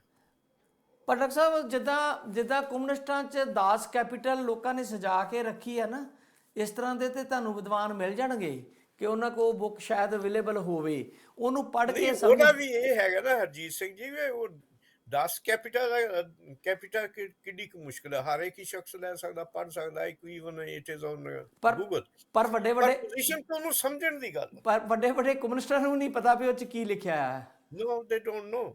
ਹੁਣ ਇੱਕ ਬੰਦੇ ਦੀ ਗੱਲ ਮੈਨੂੰ ਬਹੁਤ ਚੰਗੀ ਲੱਗੀ ਹੈ, ਪੁਟਿਨ ਦੀ। ਪੁਟਿਨ ਕਹਿੰਦਾ ਤੁਸੀਂ ਜਿਹੜੇ ਕ੍ਰਿਸਚਨ ਆ, ਇਹ ਰੀਸੈਂਟ ਉਹਦੀ ਕੋਟੇਸ਼ਨ ਆ, recent, very recent, 3 weeks back ਹੀ ਸੈਡ। ਅੱਛਾ ਜੀ। ਕਹਿੰਦਾ ਤੁਹਾਨੂੰ ਸ਼ਰਮ ਆਉਣੀ ਚਾਹੀਦੀ ਆ, ਮੈਂ ਕਮਿਊਨਿਸਟ ਆ ਜਿਹੜੇ ਪੇਟ 'ਚ ਬੱਚੇ ਮਾਰੀ ਜਾਂਦੇ ਆ, ਜਿਹੜੇ ਲੈਸਬੀਨਿਜ਼ਮ ਦਾ, ਜਿਹੜਾ ਹੋਮੋਸੈਕਸ਼ੁਅਲਿਟੀ ਦਾ ਜਿਹੜੀਆਂ ਗੱਲਾਂ ਹੋ ਰਹੀਆਂ, ਤੇ ਜਿਹੜੀ ਤੁਹਾਡੀ ਸੈਕੂਲਰਿਜ਼ਮ ਦਾ ਕਨਸੈਪਟ ਹੈ, ਇਹ ਸਾਰੇ ਦਾ ਸਾਰਾ ਕਹਿੰਦਾ ਮੈਂ ਕਮਿਊਨਿਸਟ ਹੁੰਦਿਆਂ ਕਹਾਂ ਕਿ ਕ੍ਰਿਸਚਨ ਲੋਕਾਂ ਨੂੰ ਸ਼ਰਮ ਆਉਣੀ ਚਾਹੀਦੀ ਕਿ ਤੁਹਾਡੇ ਸਾਹਮਣੇ ਉੱਤੇ ਕੀ ਹੋ ਰਿਹਾ, ਤੁਸੀਂ ਇਹਦੇ ਅੱਗੇ ਆਵਾਜ਼ ਨਹੀਂ ਉਠਾ। ਪਰ ਡਾਕਟਰ ਸਾਹਿਬ, ਹੁਣ ਤੇ ਮਾਡਰਨਾਈਜੇਸ਼ਨ ਦੇ ਨਾਂ ਥੱਲੇ ਇਸ ਚੀਜ਼ ਨੂੰ ਲੈ ਕੇ ਲੀਡਰ ਜਿਹੜੇ ਆ ਉਹ ਪਰੇਡ 'ਚ ਸ਼ਾਮਲ ਹੁੰਦੇ ਆ, ਪਰੇਡ ਦੀ ਅਗਵਾਈ ਕਰਦੇ ਇਹਨਾਂ ਚੀਜ਼ਾਂ ਦੀ। ਦੇਖੋ ਜੀ, ਸਾਡਾ ਗੁਰਮੀਤ ਸਿੰਘ ਸ਼ਾਮਲ ਹੁੰਦਾ, ਸਾਡਾ ਪ੍ਰਧਾਨ ਮੰਤਰੀ ਸ਼ਾਮਲ ਹੁੰਦਾ। ਦੇ are heathens, they are not Christians, they are not. ਮੇਰੀ ਗੁਰਮੀਤ ਨਾਲ ਇਸੇ ਗੱਲ ਤੇ ਇੱਕ ਵਾਰੀ ਲੜਾਈ ਹੋ ਗਈ ਸੀ ਖੈਬੜ ਪਿਆਲੇ। ਮੈਂ ਕਿਹਾ ਜਾਂ ਤਾਂ ਤੂੰ ਸਿੱਧਾ ਹੋ ਕੇ ਮੈਨੂੰ ਦੱਸ ਕਿ ਤੂੰ ਸਿੱਖ ਆ, ਤੇ ਜੇ ਤੂੰ ਸਿੱਖ ਆ ਤਾਂ ਫਿਰ ਇਹ ਚੀਜ਼ਾਂ ਨਾ ਕਰ, ਬੰਦਾ ਬਣ। ਪਰ ਉਹ ਜਿਹੜੀ ਵੋਟ ਪੋਲਿਟਿਕਸ ਹੈ ਨਾ, ਜੋ ਮਜਬੂਰ ਕਰਦੀ ਹੈ ਨਾ ਲੋਕਾਂ ਨੂੰ ਆਪਣੀ ਜਿਹੜੀ ਬੇਸਿਕ ਆਈਡੀਓਲੋਜੀ ਹੈ, ਉੱਥੇ ਹੀ ਆ ਜਾਂਦੀ ਨਾ ਕਿ ਕੀ ਜਿਹੜੀ ਪੀਰੀ ਆ ਉਹ ਡੋਮੀਨੈਂਟ ਮੀਰੀ ਤੇ ਕਰਦੀ ਹੈ ਕਿ ਮੀਰੀ ਉਹਨੂੰ ਕਰਾਉਂਦੀ। ਹੂੰ ਸਿਆਸਤ ਧਰਮ ਨੂੰ ਚਲਾਓਗੇ ਕਿ ਧਰਮ ਸਿਆਸਤ ਨੂੰ ਚਲਾਓ? ਜੀ। ਇਸ ਵੇਲੇ ਦੁਨੀਆ ਸਾਰੀ ਦਾ ਦੁੱਖਾਂ ਤੇ ਆ ਕਿ ਧਰਮ ਨਹੀਂ ਚਲਾ ਰਿਹਾ। ਸਿਆਸਤ ਧਰਮ ਚਲਾ ਰਹੀ ਹੈ। ਹਾਂ, ਉਹਨੂੰ ਖਰੀਦ ਲੈਂਦੀ। ਈਵਨ ਪੰਜਾਬ ਦੇ ਵਿੱਚ ਹੀ ਧਰਮਾਂ ਨੂੰ ਖਰੀਦਿਆ ਹੋਇਆ ਸਿਆਸਤ। ਬਿਲਕੁਲ ਡਾਕਟਰ ਸਾਹਿਬ, ਬਿਲਕੁਲ। ਕਿਉਂਕਿ ਆਪਾਂ ਸਮੇਂ ਦੀਆਂ ਹਕੀਕਤਾਂ ਨਾਲ ਫਿਰ ਜੁੜ ਜਾਂਦੇ ਹਾਂ। ਹੈਲੋਵਿਨ ਦਾ ਤਿਉਹਾਰ ਜਿਹੜਾ, ਉਹਦੀ ਗੱਲ ਕਰਦੇ ਕਰਦੇ ਅਸੀਂ ਫਿਰ ਪੰਜਾਬ ਵੱਲ ਪਰਤ ਜਾਂਦੇ ਹਾਂ। ਸਮਾਂ ਆਪਣਾ ਲਗਭਗ ਹੋਣ ਵਾਲਾ ਡਾਕਟਰ ਸਾਹਿਬ, ਅਤੇ ਅਖੀਰ ਵਿੱਚ ਤੁਸੀਂ ਦੱਸੋ ਕਿ ਇਹਨਾਂ ਤਿਉਹਾਰਾਂ ਦੀ, ਜਿੰਨੇ ਵੀ ਆਪਾਂ ਤਿਉਹਾਰ ਮਨਾਉਂਦੇ ਆ, ਉਹਨਾਂ ਦੀ ਅਜੋਕੇ ਯੁੱਗ ਵਿੱਚ ਜੇ ਬਾਜ਼ਾਰ ਨੂੰ ਲਾਂਭੇ ਰੱਖ ਦਈਏ, ਬਾਜ਼ਾਰ ਕੈਪੀਟਲਿਸਟ ਸਿਸਟਮ ਨੇ ਹਰ ਚੀਜ਼ ਨੂੰ ਬਾਜ਼ਾਰ, ਈਵਨ ਦੋ ਜਿਹੜੀ ਆਪਾਂ ਹੁਣ ਕ੍ਰਿਸਮਸ ਮਨਾਉਣ ਦੇ ਸ਼ੁਰੂ ਹੋ ਗਏ ਦਿਨ, ਤੇ ਕ੍ਰਿਸਮਸ ਦਾ ਦੁਨੀਆ ਦਾ ਸਭ ਤੋਂ ਵੱਡਾ ਤਿਉਹਾਰ ਹੈ ਔਰ ਸਾਰੀ ਦੁਨੀਆ 'ਚ ਮਨਾਇਆ ਜਾਂਦਾ। ਇਹਦੇ ਵਿੱਚ ਮੇਰੇ ਖਿਆਲ ਹੁਣ ਧਰਮ ਤੋਂ ਵੀ ਉੱਪਰ ਉੱਠ ਕੇ ਗੱਲ ਹੋ ਗਈ ਕਿ ਜ਼ਰੂਰੀ ਨਹੀਂ ਕਿ ਕ੍ਰਿਸਚਨ ਹੋਣਾ ਹੀ ਆ ਕਿ ਤੁਸੀਂ ਤਾਂ ਹੀ ਕ੍ਰਿਸਮਸ ਮਨਾਉਂਦੇ ਹੋ। ਕ੍ਰਿਸਮਸ ਕਿਉਂਕਿ ਹੁਣ ਸਾਰੇ ਲੋਕਾਂ ਦਾ ਤਿਉਹਾਰ ਹੋ ਗਿਆ ਅਤੇ ਬਹੁਤ ਵੱਡਾ ਬਾਜ਼ਾਰ ਹੋ ਗਿਆ। ਉਹਦੇ 'ਤੇ ਮੇਰੇ ਖਿਆਲ ਅਰਬਾਂ ਖਰਬਾਂ ਡਾਲਰ ਜਿਹੜੇ ਆ ਆਉਣ ਵਾਲੇ 3-4 ਮਹੀਨਿਆਂ 'ਚ ਖਰਚੇ ਜਾਣੇ ਆ।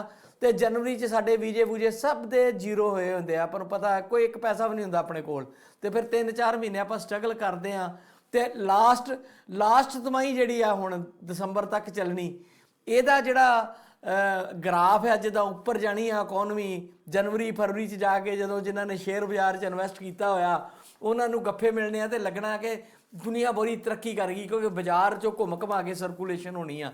ਮਤਲਬ ਮੌਜੂਦਾ ਦੌਰ ਦੇ ਵਿੱਚ ਬਾਜ਼ਾਰ ਨੂੰ ਜੇ ਲਾਂਭੇ ਕਰ ਦਈਏ ਤੇ ਇਹਨਾਂ ਤਿਉਹਾਰਾਂ ਦੀ, ਦੀਵਾਲੀ, ਦੁਸਹਿਰਾ, ਵਿਸਾਖੀ, ਕ੍ਰਿਸਮਸ, ਜਿਹਦੀ ਆਪਾਂ ਅੱਜ ਗੱਲ ਕਰ ਰਹੇ ਹਾਂ, ਹੈਲੋਵਿਨ, ਕੀ ਇਹਨਾਂ ਦੀ ਕੋਈ ਸਿਗਨੀਫਿਕੈਂਸ ਹੈ ਮਨੁੱਖਤਾ ਵਾਸਤੇ? ਮੈਂ ਸੋਚੂੰਗਾ ਲਫ਼ਜ਼ ਜਿਹੜਾ ਮੰਡੀਕਰਨ ਕਹੂੰਗਾ ਮੈਂ ਇਹਨੂੰ, ਕਿ ਧਰਮਾਂ ਨੂੰ ਇੱਕ ਮੰਡੀ ਬਣਾਇਆ ਹੋਇਆ। ਮਸੀਹ ਦੇ ਵਕਤ ਦੇ ਵਿੱਚ ਇਹ ਹੈ ਕਿ ਇੱਕ ਵਾਰੀ ਦੁਨੀਆ ਦੀ ਸਭ ਤੋਂ ਵੱਡੀ ਜਿਹੜੀ ਆ ਉਹਨਾਂ ਦੀ ਜਿਹੜੀ ਹੈਕਲ ਉਹਨੂੰ ਕਹਿੰਦੇ ਸੀ ਟੈਂਪਲ ਯਹੂਦੀਆਂ ਦਾ, ਹਾਂਜੀ, ਜਿਹ 'ਚ ਪਤਾ ਨਹੀਂ ਕਿੰਨੇ ਕੁ ਕਰੋੜਾਂ ਦਾ ਸੋਨਾ ਹੀ ਲੱਗਾ ਸੀ। ਮਸੀਹ ਉੱਥੇ ਗਿਆ, ਉੱਥੇ ਕਬੂਤਰ ਵੇਚਣ ਡਿਆ, ਲੋਕ ਬੱਕਰੇ ਲੈ ਕੇ ਬੈਠੇ, ਕੋਈ ਕੁਛ ਵੇਚਣ ਡਿਆ, ਲਓ ਜੀ ਇੱਦਾਂ ਕਰੋ, ਕੁਰਬਾਨੀਆਂ ਲਿਆ ਕਰੋ। ਤਾਂ ਉਹਨੇ ਲਿਖਿਆ ਹੋਇਆ ਕੋਟਲਾ ਵੱਟ ਲਿਆ ਤੇ ਮਾਰ ਮਾਰ ਕੇ ਬਾਹਰ ਕੱਢਦੇ, ਕਹਿੰਦੇ ਖੁਦਾ ਦੇ ਘਰ ਨੂੰ ਤੁਸੀਂ ਇੱਕ ਤਜਾਰਤਖਾਨਾ ਬਣਾਇਆ ਹੋਇਆ, ਔਰ ਨਾਲ ਇਹ ਕਿਹਾ ਕਿ ਖੁਦਾ ਕੁਰਬਾਨੀਆਂ ਜਿਹੜੀਆਂ ਇਹਨਾਂ ਨਾਲ ਖੁਸ਼ ਨਹੀਂ ਹੁੰਦਾ, ਤੁਹਾਡਾ ਜਿਹੜਾ ਸਾਰੇ ਤੋਹਫੇ ਦੇਣੇ ਤੇ ਕੁਰਬਾਨੀਆਂ ਹੀ ਆ। God wants your heart with him। ਕਿ ਆਹ ਜਿਹੜੀਆਂ ਕੁਰਬਾਨੀਆਂ ਜੇ ਤੁਸੀਂ ਕੱਲ ਮੈਂ ਪ੍ਰਾਈਮ ਮਿਨਿਸਟਰ ਬਣ ਗਿਆ ਤਾਂ ਮੈਂ ਸਾਰੇ ਦਾ ਸਾਰਾ ਕੋਸ਼ਿਸ਼ ਕਰੂੰਗਾ ਪਖੰਡਬਾਜ਼ੀ ਬੰਦ ਹੋਵੇ। ਟਰਾਈ ਟੂ ਨੋ ਗਾਡ, ਜਿਹਦੇ 'ਚ ਮੈਨੂੰ ਹਰਜੀਤ ਦੇ ਸਾਹਮਣੇ ਵੀ ਮਸੀਹ ਦਾ ਚਿਹਰਾ ਨਜ਼ਰ ਆਉਂਦਾ, ਬਾਕੀਆਂ ਦੇ ਵਿੱਚ ਵੀ ਉਹਦਾ ਚਿਹਰਾ ਨਜ਼ਰ। ਜੀ, ਬਹੁਤ ਬਹੁਤ ਸ਼ੁਕਰੀਆ ਡਾਕਟਰ ਸਾਹਿਬ। ਇਨਸਾਨੀਅਤ ਤੋਂ ਵੱਡਾ ਕੋਈ ਧਰਮ ਨਹੀਂ, ਅਤੇ ਜਿਵੇਂ ਤੁਸੀਂ ਦੱਸਿਆ ਕਿ ਕੋਈ ਵੀ ਧਰਮ ਖੌਫ ਜਿਹੜਾ ਉਹਦੇ ਵਿੱਚ ਜਾਣ ਦੀ ਸਾਨੂੰ ਇਜਾਜ਼ਤ ਨਹੀਂ ਦਿੰਦਾ। ਖੌਫ ਜਿਹੜਾ ਉਹ ਆਪਣੇ ਆਪ 'ਚ ਡਰ ਜਿਹੜਾ ਆ ਉਹ ਕਿਰਾਏ ਪਾਉਂਦਾ ਸਾਨੂੰ। ਇੱਕ ਗੱਲ ਜਾਂਦੇ ਹੋਰ ਕਹਿ ਦਵਾਂ, ਹਾਂਜੀ, ਕਿ ਮੈਂ ਘਰ ਇਕੱਲਾ ਹੀ ਆ, ਅੱਜ ਮੁੰਡੇ ਦੋਨੋਂ ਵਿਆਹ ਦੇ ਚਲੇ ਗਏ, ਤੇ ਉਹ ਡੌਗੀ ਦੇ ਬਹੁਤ ਉਦਾਸ ਹੋਏ। ਉਹਦੇ ਦਿਲ 'ਚ ਇਹ ਆ ਕਿ ਮੇਰੇ ਤੇ ਉਹਦਾ ਕਬਜ਼ਾ, ਮੈਂ ਉਹਦਾ ਬੋਤ ਆ। ਉਹ ਫਿਰ ਹੁਣ ਮੈਂ ਹਟਿਆ ਨਹੀਂ ਗੱਲਾਂ ਕਰਦੇ, ਉਹ ਲਿਆ ਕੇ ਤੇ ਮੇਰਾ ਹੁਣ ਉਹ ਚੀਜ਼ਾਂ ਮੈਨੂੰ ਚੱਬਣ ਡਈ ਵੀ, ਤੇ ਮੇਰੇ ਵੱਲ ਦੇਖਦੀ ਵੀ ਤੂੰ ਇਹ ਬੰਦ ਕਰ, ਨਹੀਂ ਤਾਂ ਮੈਂ ਸਾਰਾ ਪਾਠ ਬੋਲ। ਤੁਸੀਂ ਹੁਣ ਆਪਣੀ ਬੈਲਾਂ ਨੂੰ ਕਰੋ ਜੀ ਅਟੈਂਡ। ਤੇ ਬਹੁਤ ਬਹੁਤ ਸ਼ੁਕਰੀਆ ਡਾਕਟਰ ਸਾਹਿਬ, ਬਹੁਤ ਚੰਗਾ ਲੱਗਾ ਤੁਹਾਡੇ ਨਾਲ ਗੱਲਬਾਤ ਕਰਕੇ। Thank you very much sir. Thank you. Bye bye. ਭੁੱਲ ਜਾਂਦੇ ਆ ਡਾਕਟਰ ਸਾਹਿਬ।